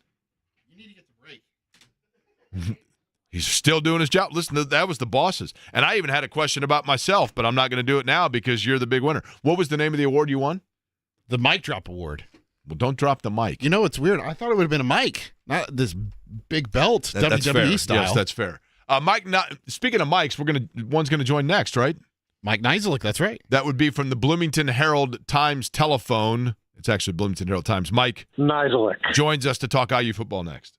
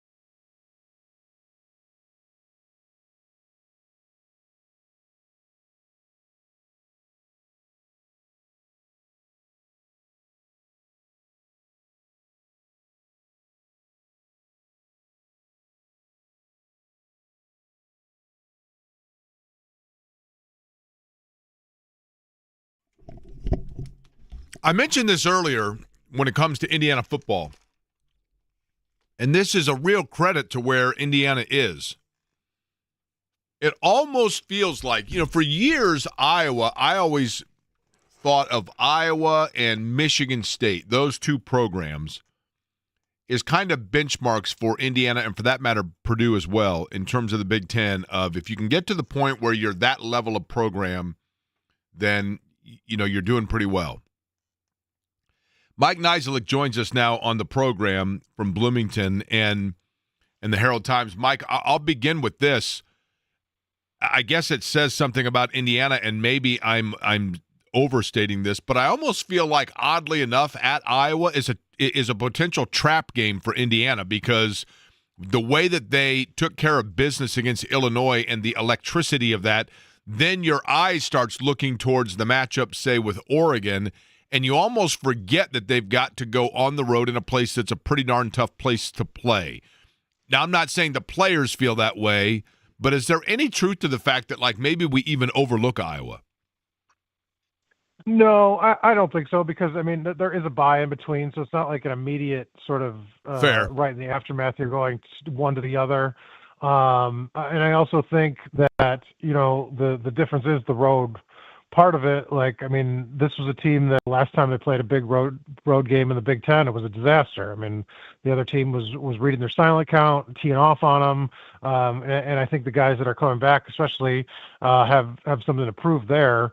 So I think they'll be plenty motivated, for this one. And I think it's important to, when you've got a series of big road games this year, to get the first one, because they only get harder from here. Okay, let's talk about, defensively, one of their leaders, in Lewis Moore, who, this is a guy that has played extremely well for them, obviously is a veteran player, and he just won, and my terminology, I hope I'm saying this correctly, but he got a court ruling in his favor against the NCAA, and then I'll let you piece in, Mike, where I'm perhaps incorrect in this. The number of years that he had played in junior college, the NCAA was saying that should impact his eligibility. He obviously challenged that, and they ruled in his favor, so therefore his eligibility is maintained. Correct me if my terminology is wrong, and then B, why is this significant above and beyond just this case with Indiana? Well, he essentially had run out of eligibility because he played multiple years at JUCO. He was there at JUCO college actually 3 years because he redshirted. So this was actually his 7th year in college. This all ties to the Diego Pablo case, the Vanderbilt quarterback who was the initial sort of player that sued the NCAA and won an injunction, and then the NCAA issued a waiver for kids in junior college. But essentially, Lewis Moore did qualify because he had an extra year, and so he was sort of out. His clock had run out. He applied for a waiver and didn't get it, and so he had to go through the courts to sort of win an injunction, basically. He'll have a trial because he's still suing the NCAA, but he wanted an injunction that prevents them from enforcing the rule until that trial, which is in January. So he needed that to stay eligible for this season. So now he's good. There's no more questions about whether he'll be eligible down the line. He's fine. So, he'll be through the end of the season. It's just part of kind of what's going on in college football with these cases. I don't necessarily know that this sort of sets any precedent. The NCAA has probably won more cases than it's actually lost in court recently in terms of these cases. So Moore, obviously, his attorneys did a nice job, fighting for him and getting this done. It's hugely important, and I don't want to downplay Moore's impact because I think he's been good, not necessarily great, especially when you listen to Kurt Cignetti kind of talk about how the problems the safeties have had, with the exception of the Indiana State game, with sort of miscommunications, misalignments. The problem was that they don't really have any depth. Bryson Bonds out for the season. Byron Baldwin, the really promising freshman they had high hopes for. There's no timeline for his return. Originally, he was day-to-day kind of before the opener, but now 4 weeks later, they haven't sort of updated his status. So when you kind of looked at who was up next, it was another freshman that hasn't played and a walk-on. So, they really needed him there to sort of maintain continuity. And I'm not downplaying his individual contributions because I think he's done a nice job. But, man, if they had lost him going into Kinnick with a player that's played a handful of snaps in his career would not have been ideal, especially when you've been struggling with communication there to begin with. So with this case, do you believe, Mike, and I realize neither one of us here are attorneys, but does this, I'll use the term floodgates for lack of a better, does it set a precedent now where other players won't even have to necessarily file a suit because they will simply say this has already been ruled upon, and so therefore what was ruled for more at Indiana will help, Smith at Texas A&M? No, because I mean, if that was the case, then all these other cases would have. There's precedent. No, the NCAA has sort of like a unofficial blanket policy. Their attorney talked about it actually in court. They're going to fight every case, no matter what. The same that any player that's been denied a waiver. There's a couple left. I mean, at this point now we're in the season. So, I mean, like a lot of these kids. I mean, maybe it'll probably have a. There'll probably be another floodgate of suits with basketball players that have lost waivers. Because for football now, you're 5 weeks into the season. So I think there's a kid from Wisconsin that's sort of waiting for the court to rule on an injunction. But a lot of these cases have come down, and the NCAA is just kind of fighting all of them to sort of, be neutral, essentially. Like, they're not treating any case differently. They're saying anytime we deny a waiver, we are fighting it and saying that those kids should not be eligible. So there's no sort of precedence. Players could use this as an argument in court that, look, these cases were won. This is what these judges said. But there's no sort of overall precedent that doesn't do that, because there's been cases that have players have won that, did not necessarily directly help more in the case because, he had to go to court and fight for his eligibility. Mike, was that performance that you saw against Illinois the finest hour in Curt Cignetti's time at Indiana? That's an interesting question. Nebraska probably ranks up there. I still think the Michigan State game was impressive just because they actually faced some adversity, were on the road, and then just lost 47 straight points. There's a couple of them, right? You got to think. And I think what's interesting is that Michigan game kind of gets overlooked. That was a really tough game, and that was a huge atmosphere. And, the playoff doesn't happen if they kind of fumble in that second half, even though against a really, I think, defense that had a ton of NFL talent. But it's up there. We'll see kind of, it's hard to know, right? If Illinois loses 5 games, people are going to really discount that performance. You know what I'm saying? Yeah. And so in the moment, it felt pretty big. But we'll see, because Illinois did not look like a team that had its stuff together. But it just seemed like, Mike, what was next. Fascinating to me about it, and I don't disagree with you from the Illinois standpoint of things, right? But at the same time, it just with Indiana, it was like, man, I don't know how you find a weakness in that. And I'm not sitting here saying that, my gosh, they are, instantly the best team in the, but when you look at it in that game and the way that they're able to just turn up the wick and just go, and if there was an area, if Iowa called you right now and said, look, we got to find a weakness of Indiana to exploit, your answer would be what? It would be that secondary. The safeties, down the middle of the field. That would be the answer. I think it would be Curt Cignetti's answer. He said that, 5 mistakes, and the only reason they didn't hurt him was because they were getting so much pressure on the quarterback. Iowa has a better offensive line, so that they might be able to sort of take advantage of those things. But it's not like a huge thing. To your point, if they can score with anybody and drop 60 on a dime, what is, you've got some room for error.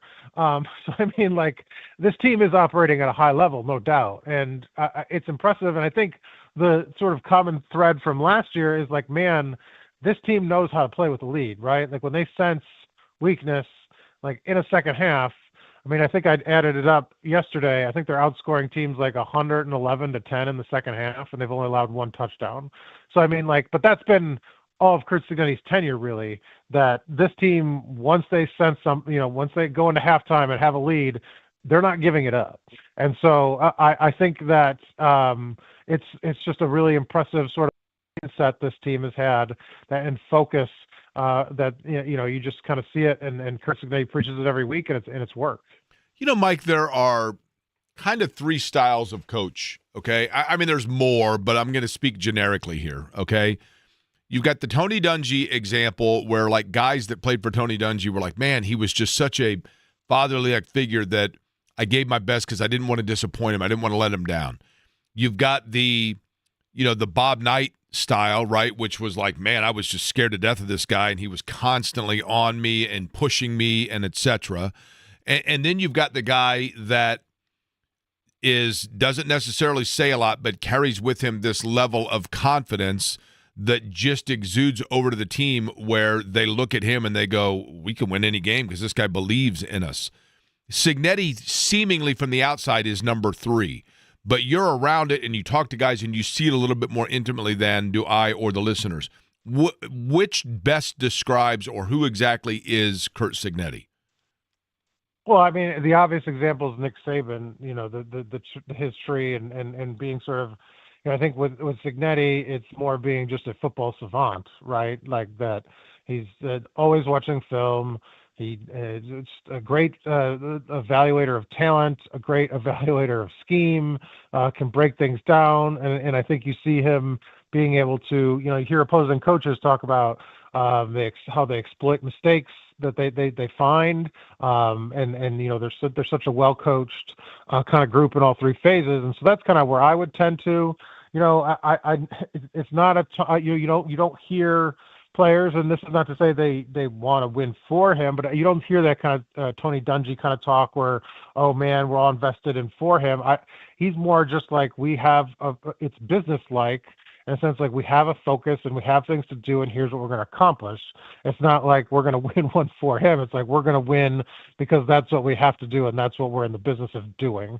And so that's sort of what I view it as. Maybe, Nick Saban, sort of Bill Parcells, you kind of trace it in that tree on down, where it's like football, and we're going to win. Like that's what it is.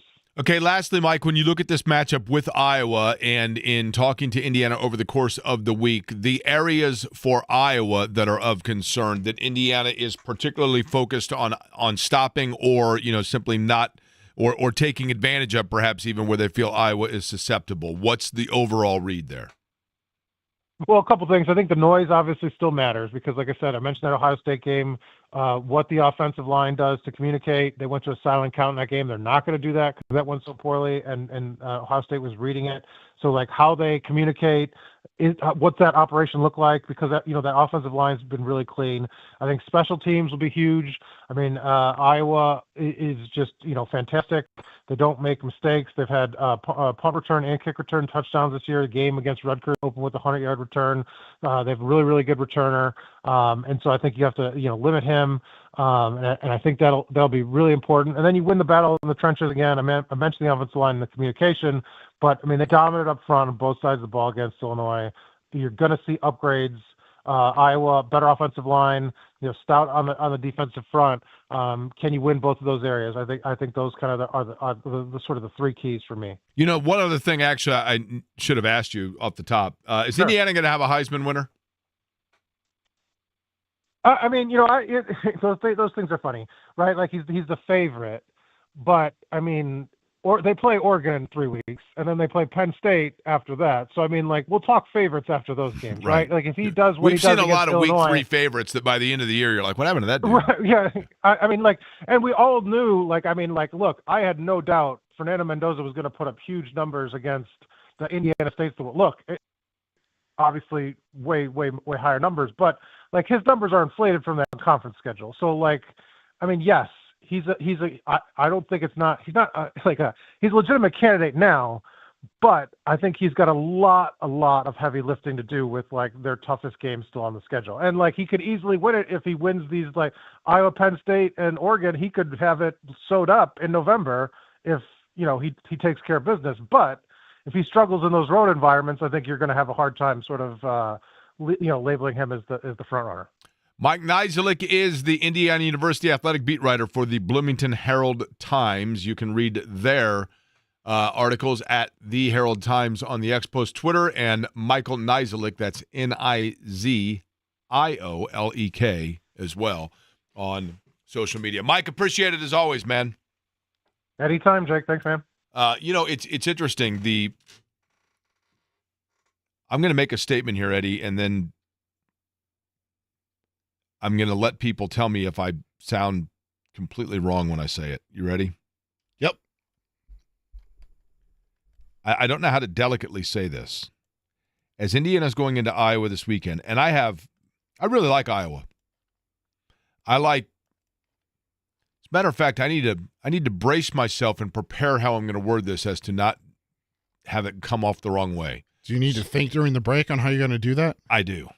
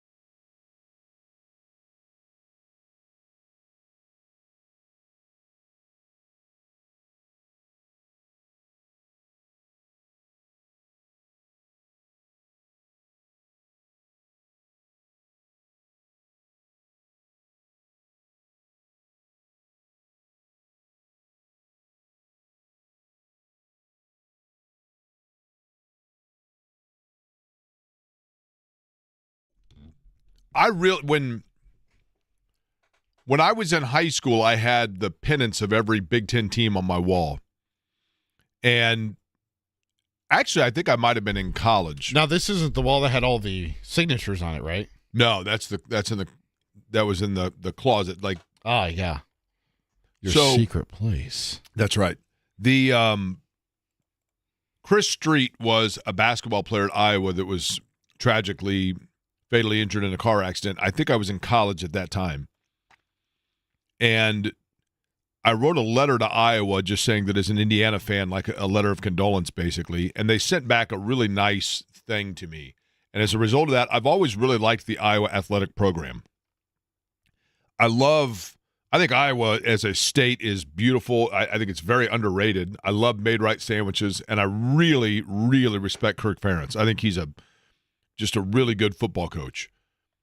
And so all of that said, I have almost like a kinship with the state of Iowa.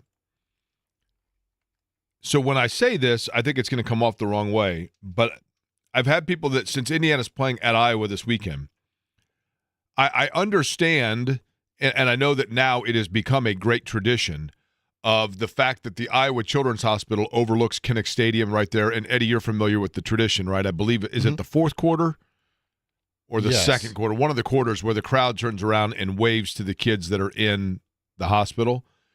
But I've had people that have gone to the games that have said that it's actually kind of uncomfortable. Because I certainly understand acknowledging and recognizing and giving encouragement to the kids. I'm for all of that. But it goes on really long. And then I have this level of, and I'm hesitant to say it, but I'm just curious if I'm the only person that's ever thought this.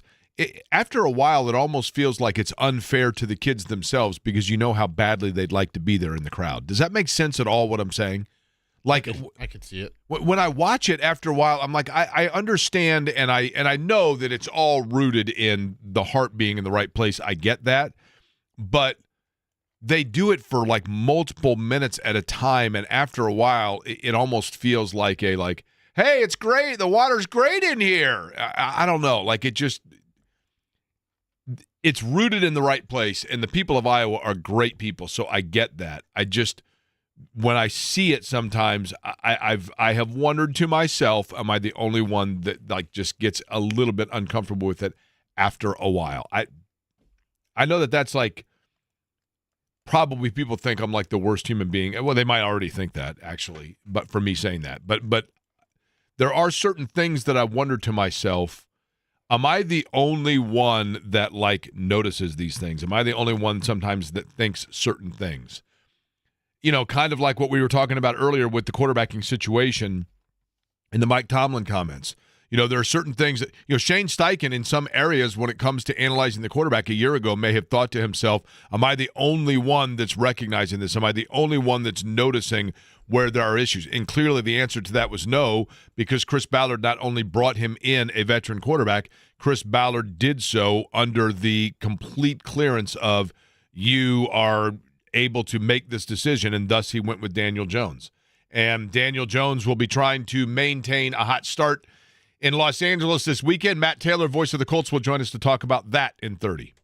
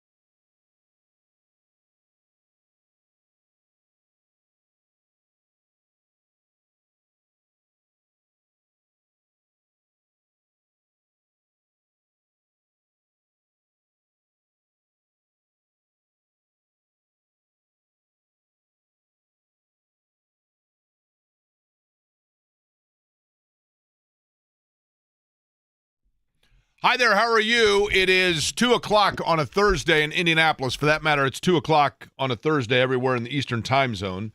Jake, I'm well. My name's Eddie Garrison. How are you? I was just about to say, my name is Jake Query. The other voice you hear on this program is Eddie Garrison, who is the Mic Drop Award winner at the Radio 1 monthly meeting. How does it make you feel? Are you the first winner? Second. Who was the first winner? I can't remember. Well, I mean, you took the belt from him. You don't know who it is? Well, Todd Meyer brought it in here. I don't know who had it previous. Okay. Well, that shows the magnitude of your accomplishment, right? Now you're just trying to besmirch me over here because you're just jealous, Jake. That I'm not. Oh, I you actually definitely are jealous. How do you know I'm not one that nominated you? Oh, that's a good question. I don't know that. Okay, well then. I don't know if I can trust you to read your email to reply. That's probably a good point. Just out of curiosity, does the belt that you won come with any sort of an ascot or a robe? No, it came with a nice gift card. I thought maybe you'd like to put those on, and along with that pipe that I'm going to have you put that fact in and smoke it, because it might be, you know what I mean? For what that's worth. Do you happen to have the breaking news sounder for me? It has come to my attention that perhaps we were sitting on what number when it comes to our female listeners, Eddie? We were on Jonathan Taylor. So we have upgraded from Jonathan Taylor to Jason Belser / Mike Adams / Juju Brents / Joseph Adai / Eric Dickerson / Mekhi Blackman. Mekhi Blackman, I am informed. Say hello, please, and introduce into the room Jackie, who is female listener number 29. It has come to my attention. So there we go. Thank you, Jackie, for listening and being part of the program. Jackie, clearly her radio is broken, but we're happy and we will take what we can. Do we know what was the fella's name that got married last week? Do you remember, Jake? Was it Mike? Was it Mike or Aaron? Didn't he get married on a Friday? Yeah, he texted us about Is that a thing now? Don't people do that now because it's easier to get venues? Yeah, I've got one tomorrow to attend. You're getting married tomorrow? I am not. I am not getting married. I have to attend a wedding tomorrow. Where's the wedding? It's in Indiana. Okay. I don't want people swarming to come meet me. Are you in the wedding? No. I didn't know if you'd be wearing your little belt. Well, Jake, I may wear it anyway. That they gave you. You wear that around all over the place, There's going to be a bunch of radio people there. Oh, really? Yeah. So is it somebody I know? No. Somebody I went to college with. That works in radio? Yes. Okay.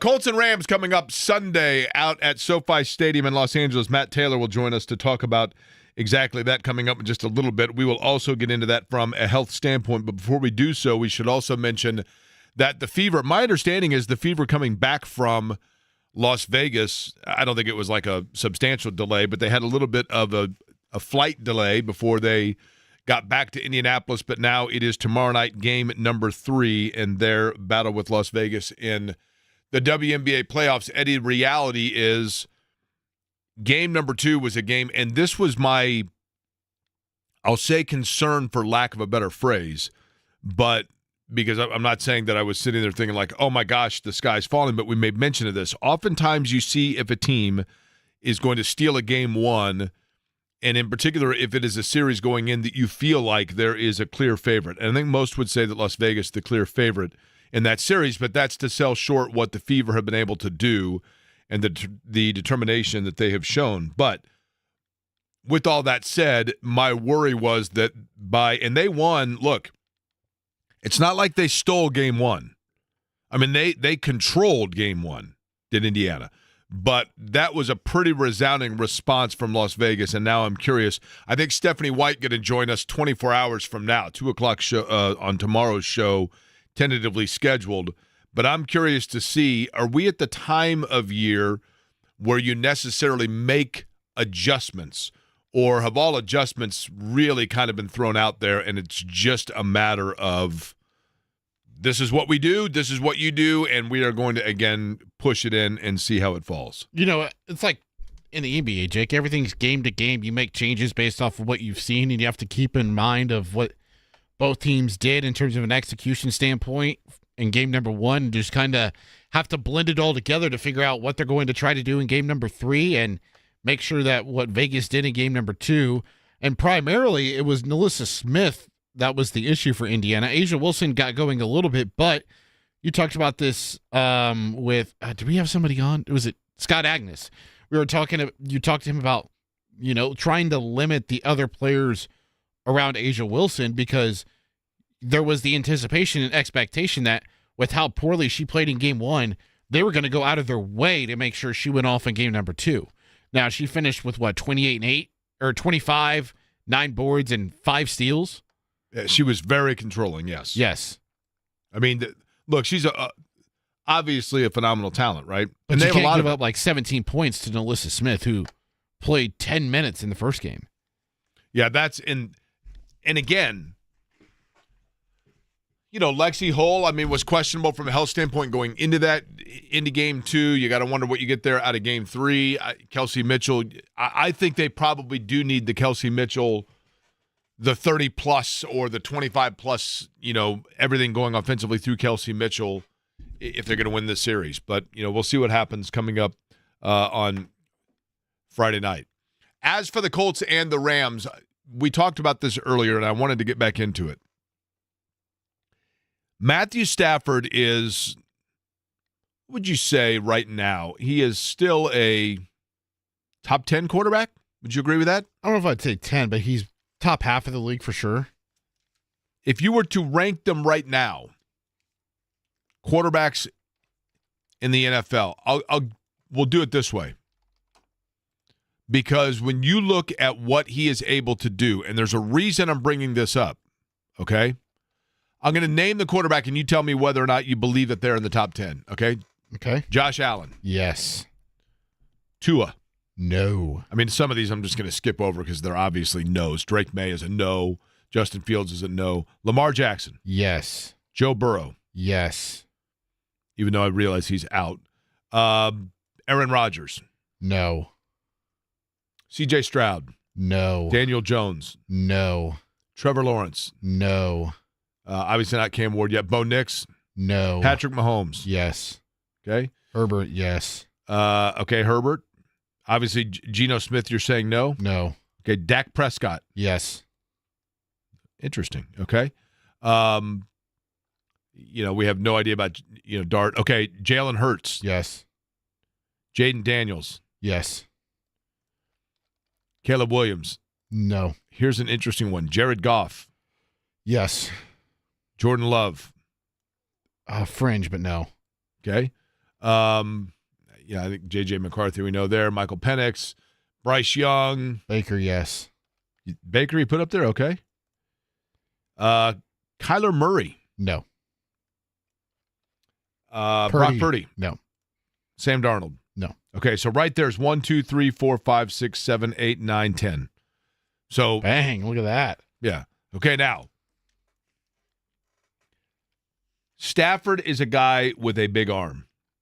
And I don't mean like he's got, I mean like literally he can throw. He is a very, to me, Matthew Stafford is a Drew Brees type quarterback.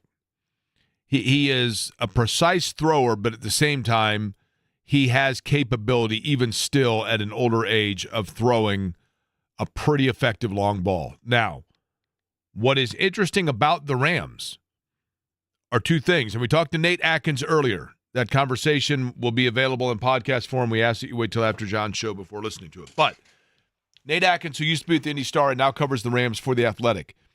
And one of the things that we were talking about with him is the fact that you have two obviously very, very effective wide receivers in Los Angeles for Matthew Stafford to throw to, right? But he only goes to two. He has thrown so far 60, I believe he has 62 completions so far through 3 games, okay? 43 of those are going to one of two places. Now, his main target, without question, Puka Nacua, which and I think he might have been hurt when they came here 2 years ago. He was not. He had the game-winning touchdown in overtime. That's right. You said 43 completions to those two and 62 in total? 42 completions to those two out of 63. That is literally 2/3 of the time. Yeah. And so for the Colts, and then you wonder, and this is what we talked about with Nate Atkins, are those two getting that high a percentage of the receptions because other players, Whittington or Xavier Smith or even his tight ends, Tyler Higbee, are they not getting themselves open, or are they schematically saying, look, these two, both of them are averaging over 10 yards per reception. So if you're able to go there, are they going to those two out of necessity because nobody else is getting themselves open, or are they going out of luxury because why go to anybody else when we are getting chunk plays out of these two players? Luxury for sure, Jake, because, they're both arguably still top. Even Adams, even though he's 31 years old, they're both top 10 receivers. Well, right. And so what I'm saying is, though, and Puka is probably the most underrated top receiver in the league. I think he has been from the time that he entered the league. He has been a dynamic player from the get-go. But what they are not getting a lot of at this point, and I don't watch enough of the Rams to know if this is the norm. And it's an art that we're starting to see teams use more of. Again, copycat league, trend-setting league. Kansas City has done this well. And that is getting backs or short yardage guys out of a backfield for completions. They're not Stafford's never really, I don't think, had been that kind of a quarterback, but it does help you to just maintain a balance within your passing game. The reason I say all of this is because for the Colts, we have not today at this point, and sometimes it's difficult when we're on the air because we're on the air, so you don't know what's being said over at West 56 during the time that we're on the air all the time. But there has not been an update today in terms of, for example, Kenny Moore, correct? Let me look. Kenny Moore, when you look at that injury and the fact that it's an Achilles, I would be stunned if we see him anytime soon. And then as a result of that, that means that now you are having to move around a little bit and rely on the depth in your defensive backfield. That's an area that I think Chris Ballard worked really hard in getting depth there. So the update, real quick, Jake. Kenny Moore did not practice today with that Achilles injury. Alec Pierce did not practice today as he's in the NFL's concussion protocol. Matt Gonzalez did not participate again today. He was spotted in a boot yesterday at practice, and he's dealing with a toe issue. Those toes can hurt. You know that, right? Yes. Kevin Bowen knows all about it. So what we see now is the fact that they're going to have to go, and they already have one guy in Xavier Howard that they basically just had to bring in off the beach, to use that term, right? He might have been. They have another now. If Kenny Moore is not able to go, Eddie, they're going to have to go again and basically rely on somebody that was not on this roster like 3 weeks ago, right? It's very Fever-esque. It kind of is, right? Yeah. But with Mike Hilton. What's that? Mike Hilton is the player you and were Mike referencing. Hilton, who comes and has played in Lou Anarumo's defense in Cincinnati, so he has familiarity with the scheme. And the one area that it is my belief that the one area or the one position in football that I'm not saying that it's easy to do, but relative to other positions, I've always felt like running back is one, and then defensive back are positions that you can put a guy in that hasn't had a lot of time of getting to know the feel of those around him and has a general idea, especially if he knows the defense, what it is that where he needs to be. And I think that because you're kind of on an island a lot of times as a defensive back, you are less reliant on the chemistry that is important of understanding the guys around you. I think linebacker is a position that oftentimes it is as much about being a good player as it is understanding everyone that's around you and their tendencies and their nuances. And it goes without saying, in trenches, both of those things are true. And then in the passing game, receiver and quarterback, there's an element of that as well. So it's hard to airdrop those guys in. If there's a position I think if you were to survey NFL general managers or head coaches and say, going into this season, there's going to be one position group that is going to be dinged up to the point where you're going to have to go and bring in guys from outside the building in the middle of the week, what position would you most want that to be? I'm not saying, and I'm not creating excuse for the Colts, but I'm saying if there's a silver lining here, I think defensive backfield is one area where that may be the most common answer that people would give you. Kicker. Well, kicker, punter, right? Long snapper. Speaking of which, Matt Gay's struggling, right? Yes. Are his struggles continue? Remember when he came here and it was like, this is the greatest, like Chris Ballard was so like. Largest kicking contract given out in franchise in league history, yeah, maybe. Correct. And he didn't make it to the life of that contract. And he is now, as a matter of fact, I got to think here. If I had to guess where Matt Gay is kicking, I should know this. Don't tell me. I should know this. He was just on national television not too long ago. Okay, I should know this. In fact, a week ago today. My first thought was Arizona, but that's Chase McLaughlin, right? No, he's in Tampa Bay. That's right. So is Matt Gay in Arizona? No. Okay.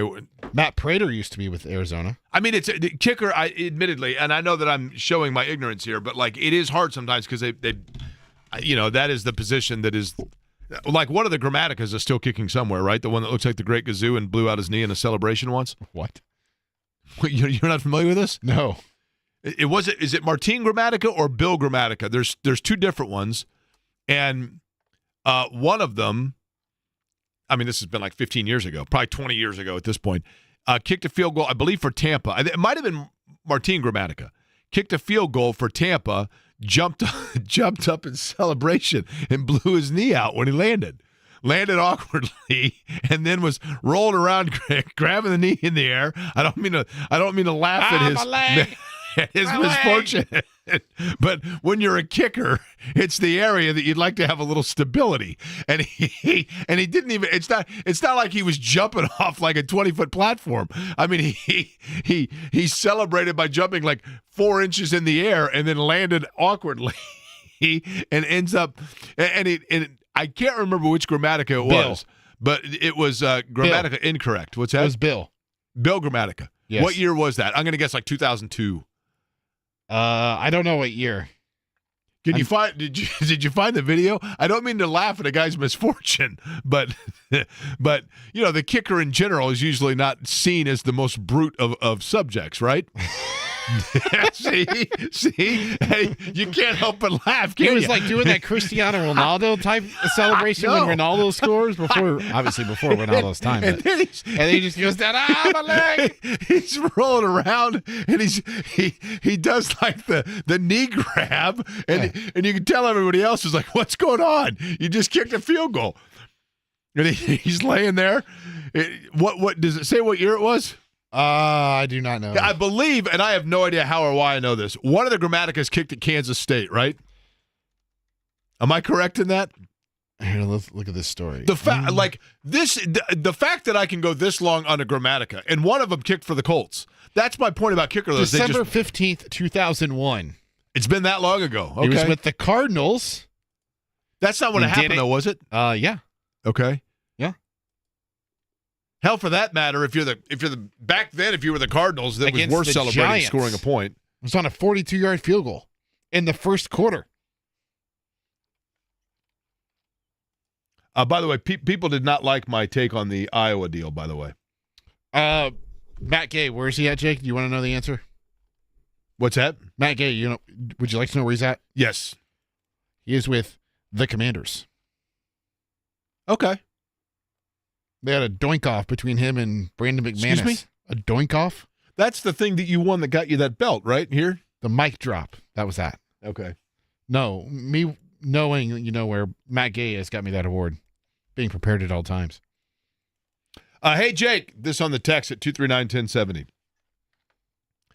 This is fair. Tom from Noblesville. As a transplanted Iowan with strong ties to my home state, you're way off base in the Iowa first quarter wave. It's actually the second quarter, isn't it? I don't know when it is. I just know they do it. Jalen just says, stop Jake.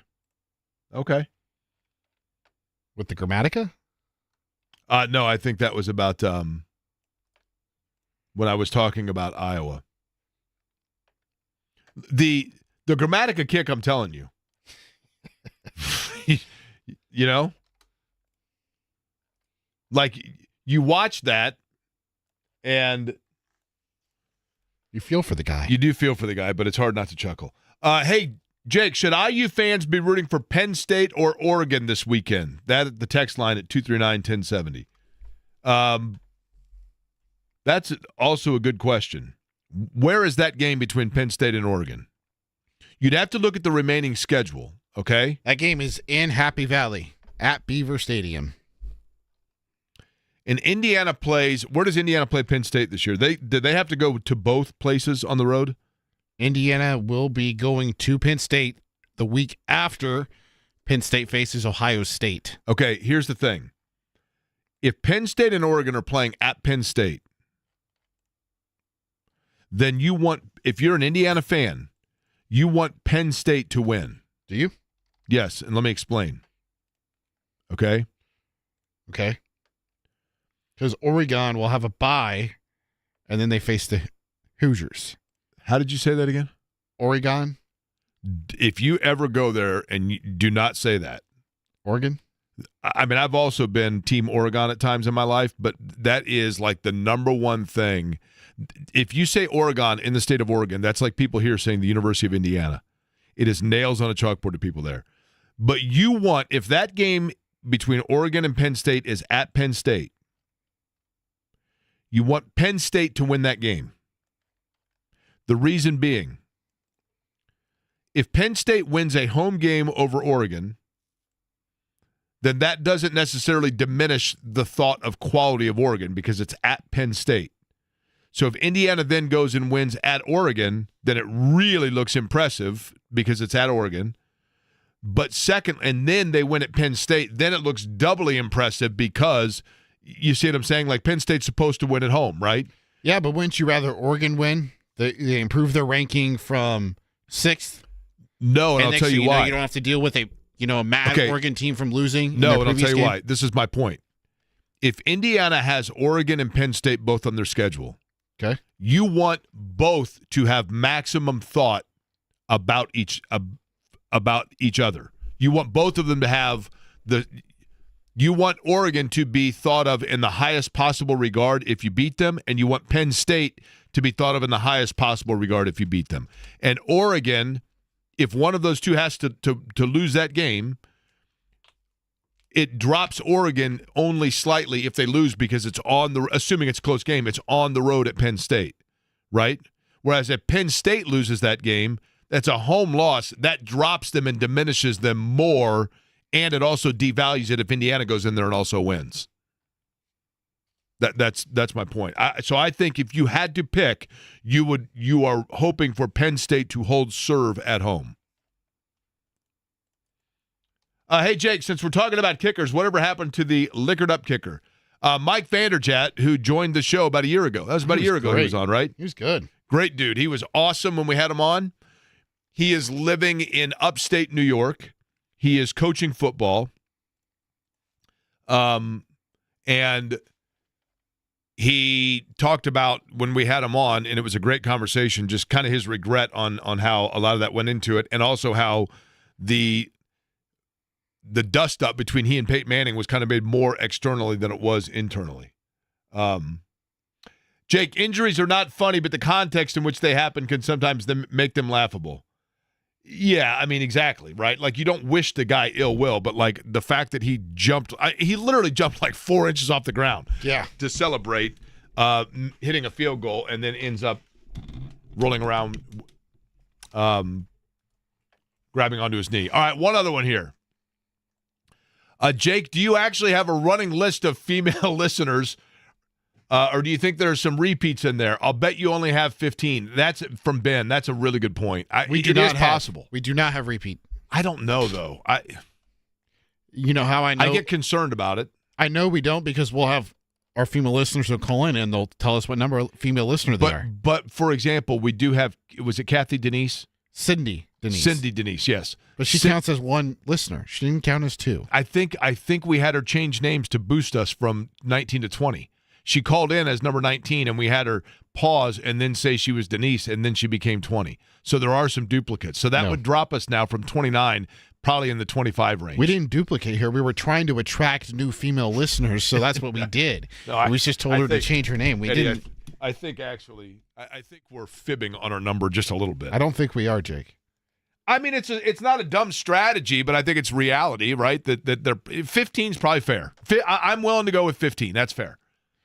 Matt Taylor is the voice of the Colts. He will be on the call at SoFi Stadium in Los Angeles coming up on Sunday, and he joins us next.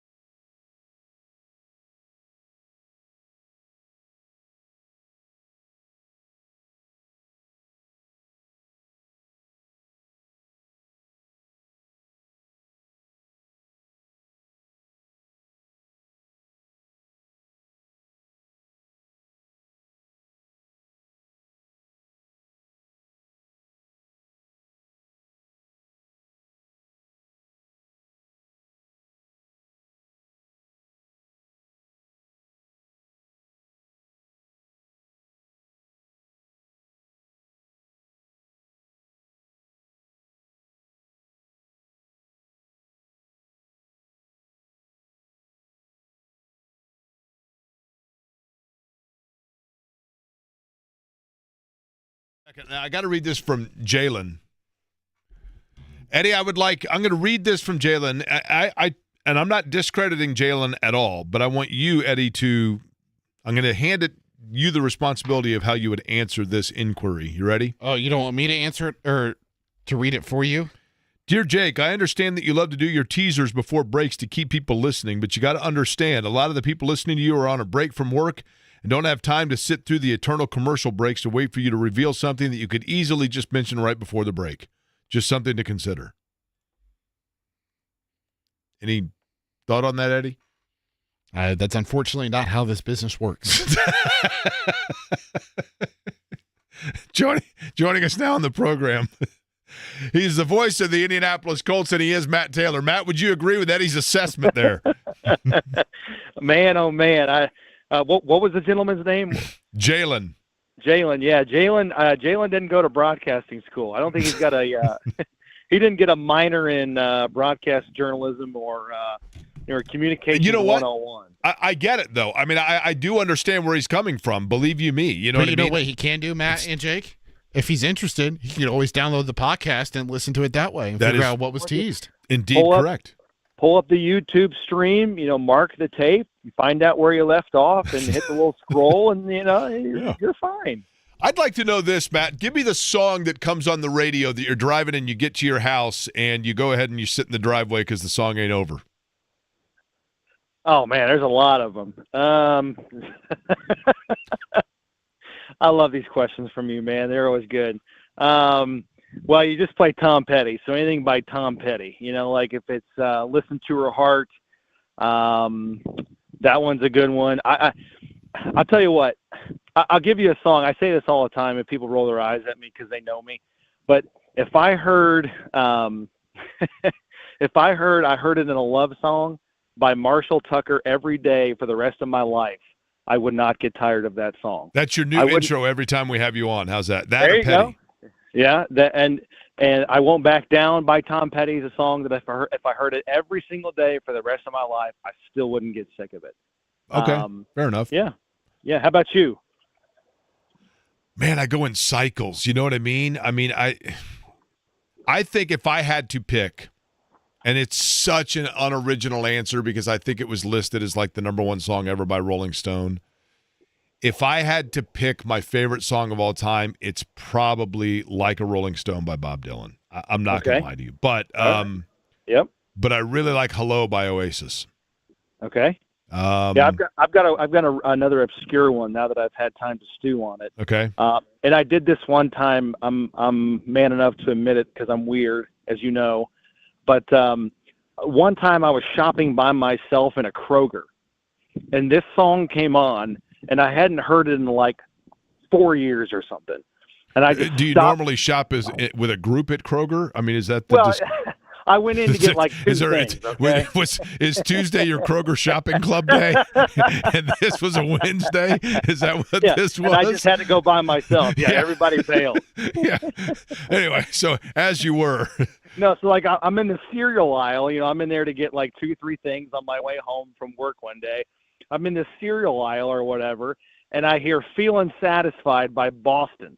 I don't know why. It just sort of like hit me. It's like, I haven't heard this song in like 5 years. I just stopped dead in my tracks, and I just sat in the aisle by myself and listened to the song until it was over. See, I had like one of those moments. Yeah, okay. Now, see, and Matt, this is why you and I are, and this is going to be very uncomfortable, I realize. This is why we're kind of spirit animals, because you are observant like myself. You know what I mean? Like you notice. I think I'm convinced that 98% of all people not only, aren't losers and shop at Kroger alone, but don't hear that. You know what I mean? Yeah. So yeah, I mean, I'm with you. Like I think I'm very much always sort of cognizant of my surroundings. I'm a very observant person, and I observe human nature. I like to think I have a master's degree in common sense and body language. So like if I'm talking to you right now and you're not picking up what I'm putting down, we're probably not going to, right. we're probably not going to, continue this conversation. So like I have the mental capacity to say, all right, moving on, I can make chit chat with just about everybody, but like if you're not jiving on me, no big deal. I'll just keep keep it going and see what sticks with somebody else. You know, we mutually know some people that don't read the room well, right? Why are you Isn't talking that right? about me in front of Matt like Isn't that that? right? Yeah. That's right. Eddie okay. always makes things incredibly awkward. Matt, my first question about this game on Sunday, and it has nothing to do with what's going to take. You have or have not called a game in SoFi. My apologies for not recalling. You have, right? No, this will be the first one. Okay. And here's why I ask. It has, I don't know if you've been to it or been by it, but it has a massive, not unlike, Vegas has this now, certainly Jerry World does. It has a massive video board that literally seemingly is like the length of the field. And I'm curious, when you're calling a game, depending on, and I don't know where the press box is for this one, but do you ever find yourself actually glued almost as much to the video board as to the field itself? Yeah, so the thing that you're referring to, I've read about it, and I've seen pictures of it, obviously. They call it, I don't know if they still do, but when the building first opened, they called it the Oculus. It's like a ring, a circular jumbotron in the middle of the field, that hangs over the middle of the field, I should say. So, yeah, I do know where the press box is and where the radio booth location is. It's not great. It's very, very high. And it's in the corner, which is sort of like doubly bad. So, yeah, I'll fully admit that when the ball is on the other side of the field, furthest away from my vantage point, I'll be looking at everything. I'll be looking at, I'll use my eyes, I'll use the binoculars, I'll use the Oculus, and I'll have a monitor in front of me in the radio booth as well. So, between all of those things, that's what you have to do to make it work. And we've talked about this before. More and more newer stadiums are putting the media and broadcast setups in the corner, and they're using the prime locations for VIP club areas and season ticket holders and all of those things. And I get it, right? Those are the people that pay the bills and sponsors and stuff like that. So you got to make do. I'm over just crying about it because there's nothing you can do. It's only going to get worse.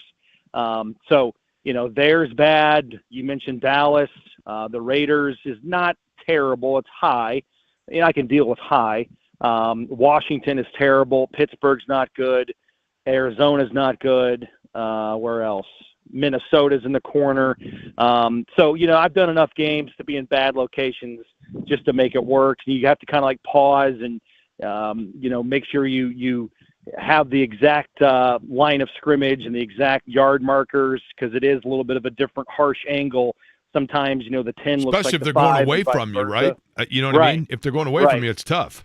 So, you can definitely, like, if you're just listening to me, I think if you're just listening to a broadcast that's in the corner, you can tell because they tap dance a little bit on the air, giving you more details until they definitively know where the line of scrimmage is or the gain of the ball, because you just can't see it very well. But in our case, Layra's on the field. She can talk to me on the sideline in my headset, so she's helping spot on the far end of the field and helping identify new line of scrimmage and stuff like that. So we make it work, but yeah, there's better vantage points in the NFL for sure. By the way, this studio I'm in right now is round, so there's no corner, but I tap dance 3 hours a day, just so you know.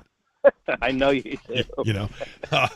Well, thanks. Okay, Matt, in terms of players whose names you're going to call a lot for the Rams offensively on Sunday, it goes without saying that Matthew Stafford, and we've been talking about it over the course of today, he has 2 receivers that he is throwing to, understandably so, with the most frequency, nearly 70% of the time.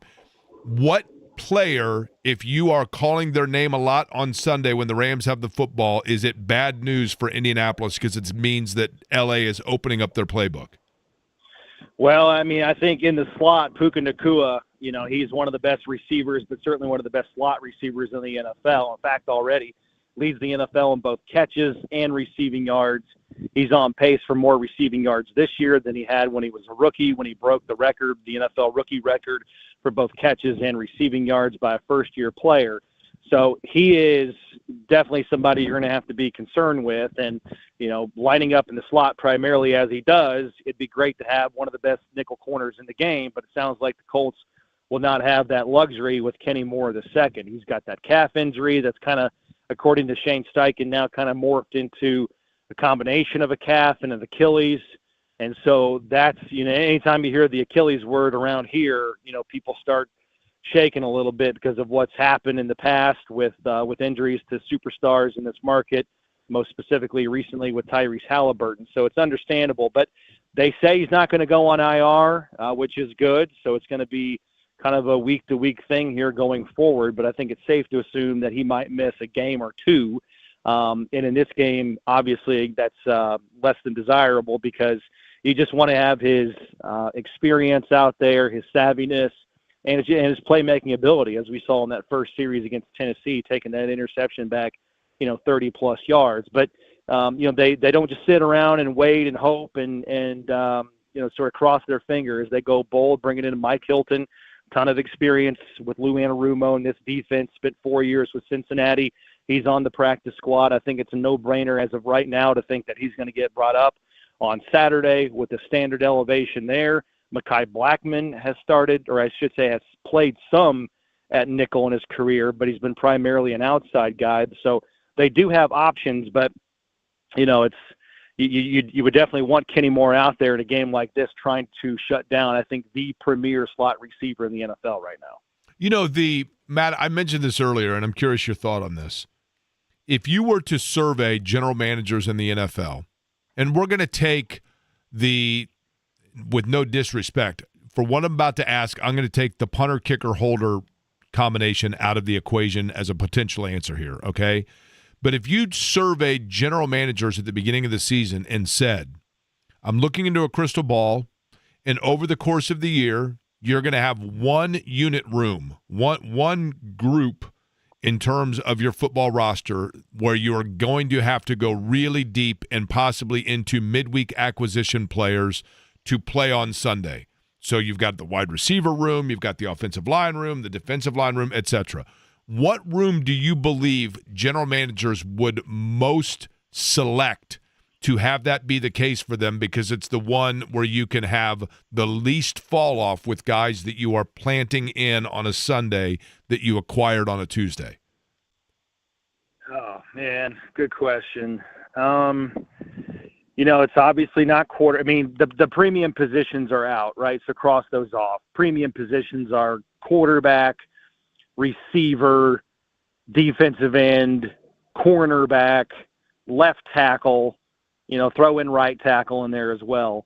So that leaves you with a lot of positions on defense. I guess gun to head, like if I'm a general manager and I'm answering that question for myself and I'm not answering for, Chris Ballard or Les Snead or somebody, right? Like if I have to answer just for me, I would say probably linebacker, in no particular order, linebacker, safety, and running back. Yeah, see, I thought defensive backfield in general, right? Only in safety would be specifically the best there, but I think it's any position, Matt, to your point, where you're not overly reliant on the feel or the chemistry and the movement of the guys around you within your unit. Does that make sense?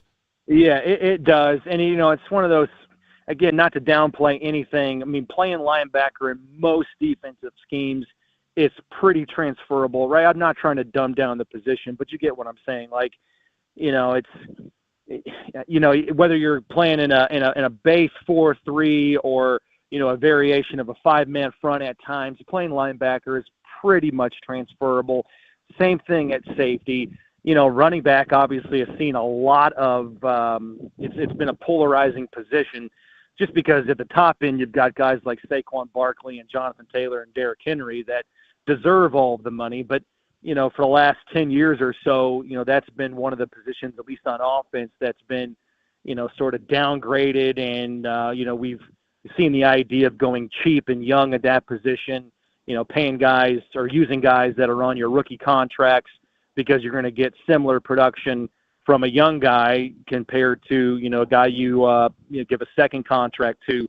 Like if you can get 80% out of an undrafted rookie free agent at running back, why do I have to pay somebody that's going into a second contract that has, whatever it is, 600, 700 carries under their belt in the NFL and a lot of wear and tear. So that's generally speaking kind of the ideology there. But, yeah, I mean, you never want to be thin at any place. But, if you have to choose, I guess it would be linebacker, safety, and then depending on who you got at running back, you can make it work with a platoon situation. I'm going to let you read one more listener comment here, Matt, and I'll have you this time. Last time it was Eddie. I'll have you respond to this one. Hey, Jake, do you really think single people that shop at Kroger are losers? Well, no. Oh, you're putting me in a bad spot here. No, they're asking if I think that and I'm like, you'll have my back here, Matt. That I was simply playing on the fact that you mentioned being at Kroger by yourself, and I was making the implication of like, isn't that how most people go to Kroger? Like, in other words, I was actually saying that's the norm, not the. I was being overly sarcastic. Now, Matt, you didn't think I was calling you a loser, did you? Well, no. Not that I'm overly worried about said thing, never. But right? No, yeah, I don't know how about you, but if you ever do shop with another person, why is it that you always come home with way more than what you anticipated or what you wanted to if you were just going to go by yourself? And the other thing is this: if you happens with me. Here's the other thing: if you shop with someone else, like if Shannon and I go, like we go to the store or whatever, okay, and I'm like, first off, I can't go more than 2 aisles before I'm like, look, I know what I got to get, and I'll be right back. I'm going to go down to such and then, and here's the thing, then you can't find each other. Doesn't that 90% of the time end up with a text from one to the other, like, I'm in the checkout now? You're like, okay, you can't find them. It's literally, it's like this, it's like a corn maze. I can't tell you how many times I've gotten the "Where are you?" in all caps text. About 13 minutes away from being separated. Like I'm in the dairy, looking for Mexican cheese, for taco night. Yeah. Uh-huh. She's buying 3 cases of bottled water, and also too, like I don't know if this happens to anybody else, but it just seems like every time I step into a Kroger or a big store like Target or Meijer, I immediately have to go to the bathroom. So I usually just go to the bathroom and wander off without telling her where I am there. So we just crisscross each other all over the store for a good 20 minutes. And that becomes tricky because sometimes they're up front by the registers, or they might be back near the dairy, right? Or they might not have any at all, and then you just walk the entire store and look for a bathroom that doesn't exist. That is also a possibility. All right, last thing. I do have real something quick for Matt as well, Jake, What's after that? this. I have something for Matt after this. Matt, the cereal, when you were in the cereal aisle, give me the last guilty pleasure cereal that you bought strictly because your parents didn't let you have it as a kid, and you're like, I'm a man now, I'm eating it, and you bought it. Oh, Fruity Pebbles. Bingo, baby. Yeah, I have no off switch. No yeah. off switch with those bad boys. None. And it doesn't matter how many bowls or how many scoops. You never get full Correct. on it. So it's the Donato's like pizza. bowls. Like the same thing. Like it doesn't fill you up. It's weird. Like, you know what I mean? Yeah. It's not high 100%. quality necessarily or bad, but No. you're just like, it's just there, right?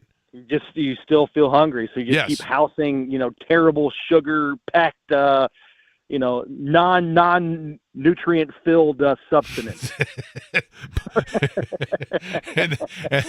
and the rainbow color is always aesthetically pleasing. All right, Eddie, you said you had some? Matt, how old are your kids? 8 and 5. Are you familiar with the movie K-Pop Demon Hunters? Dude, I am way too familiar with K-Pop Demon Hunters. Okay, soda, so are you getting the soda pop? Is that what it is? Dang it, you stole it. Yeah, I was going to say, I Sorry. hear soda pop now, and I just think of you and Rick Venturi in the McDonald's commercial. Yeah, I hate to burst your bubble, but yeah, I listen to soda pop about 13 times a day. Yeah. And then my little guy, he's really big into Sonic the Hedgehog right now, so Sonic has a theme song, so I know that by heart. So, yeah, Eddie, you'll get there one day, man. It's the phases are short, but they are impactful. They leave scars, man. You wake up in the middle of the night just singing all this stuff that they're into, and it goes quick. But man, they're into it really, really hard for just a quick amount of time. But how long were you in the studio to film a McDonald's commercial, by the way? We were in there 4 hours because they had to shoot that from 5 different angles. They had one camera. The crew was great. They were awesome. And we were in there a long time, but not because, they were messing around and weren't professional, but they only had one camera. And so we had to shoot it from like 5 different angles. They had to shoot it from like my vantage point, Rick's vantage point, in front, behind. It was a whole ordeal. Well, it was worth it because Rick told me he now has 7 franchises as trade, so I hope you got the same. All right, Matt, Colts Rams coming up. It'll be In-N-Out Burger along with your McDonald's probably in L.A., but we look forward to the game and certainly appreciate the time as always. All right, boys. Appreciate you guys. Have a That good is weekend coming up. That is the independent shopping Matt Taylor joining us. We'll come back. We'll do it, the crossover brought to you by Love Heating and Air, and hand it off to John next.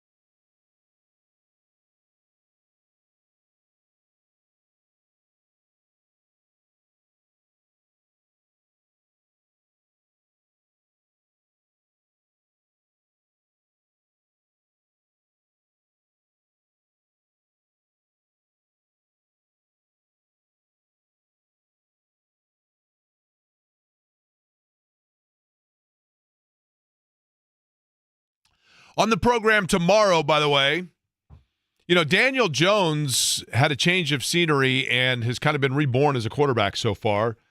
And one guy I think you can say that about, that there was a lot of expectation for him in Indianapolis, and then it was elsewhere where he really flourished when he went to Atlanta and then the Raiders. Jeff George going to join us tomorrow because I want his perspective on how that fresh start can help you out. Stephanie White going to be on the program tomorrow as well. John is out at Slippery Noodle with Marty Bacon and the boys, one of the greatest, if not the greatest, establishments in Central Indiana, the oldest bar in Indiana in terms of the bar top itself. And it is the crossover and the handoff brought to you by Love Heating and Air, love-hvac.com. John, what's lined up on the big show today? Well, I'm going to interview a ghost because this place is haunted. That's right. So, it is. What do you think? Yeah. I'm going to go upstairs and interview a ghost. And there's two ghosts. One of them was an old railroad worker, I think, and the other one was part of the brothel that used to be there like 150 years the brothel. I might go up and do some of that, too, if you're not careful. There you go. Hey, by the way, our mutual friend Matthew is here. Formerly Matthew Mamain, and says you need to get down here. Okay. Because Matthew has not talked to you in a while. I need to call Matthew. You need to buy Matthew some pretzel bites. Okay. Stat. Fair enough. That's what Matthew is saying. So, yeah, you come on down here. Hey, I got Brent Halverson sitting next to me right now eating cottage cheese. Jake, it is incredible what we're doing with the world with cottage cheese right now. Beautiful. Sweeping the nation. You guys will be doing some picks today, won't you? We're doing our Week 4 picks. Coming up, hey, you got a feel for the Colts and the Rams in Southern California Sunday, Jake? I actually think the Colts could win. Do you? Are you going to pick them? If they don't turn the football over, I think they win, 23-21. If they don't turn the football over, okay. They've been really good at not turning the ball over. I got to make my picks on Thursday, which is good to see you guys. But I think, I let him in a little bit in my lead blocker. We got some IMPD guys down here that are eating lunch, hanging out with us. That's Tommy cool. S. from Coaches, Jake, is here as well. But really good dudes down here with us. But I think this is clearly going to be the toughest test, and that's nothing original right there. But I think it's going to be really tough for the Colts to get done. But it's tough for me to make this pick on Thursday. Yeah, I would agree with that. Know everything you need to know. I'm allowing myself to hedge between now and tomorrow. But That's cool. Right? I understand that. I do. Hey, tomorrow, Behringer's Tavern, and Antoine Bethea and our good friend, mutual friend, Amp Harris, going to join us down there for a little bit. Awesome. Coming up at 3 tomorrow, Behringer's Tavern. So maybe we'll do a little cross-talk with the former Colts safety down there with us as well. All right. John will be out there at Slippery Noodle. Yep. Say hi to Marty and everybody when you come by. Matthew will be there as well, and John will take it over next. I appreciate everybody today listening to Query & Company.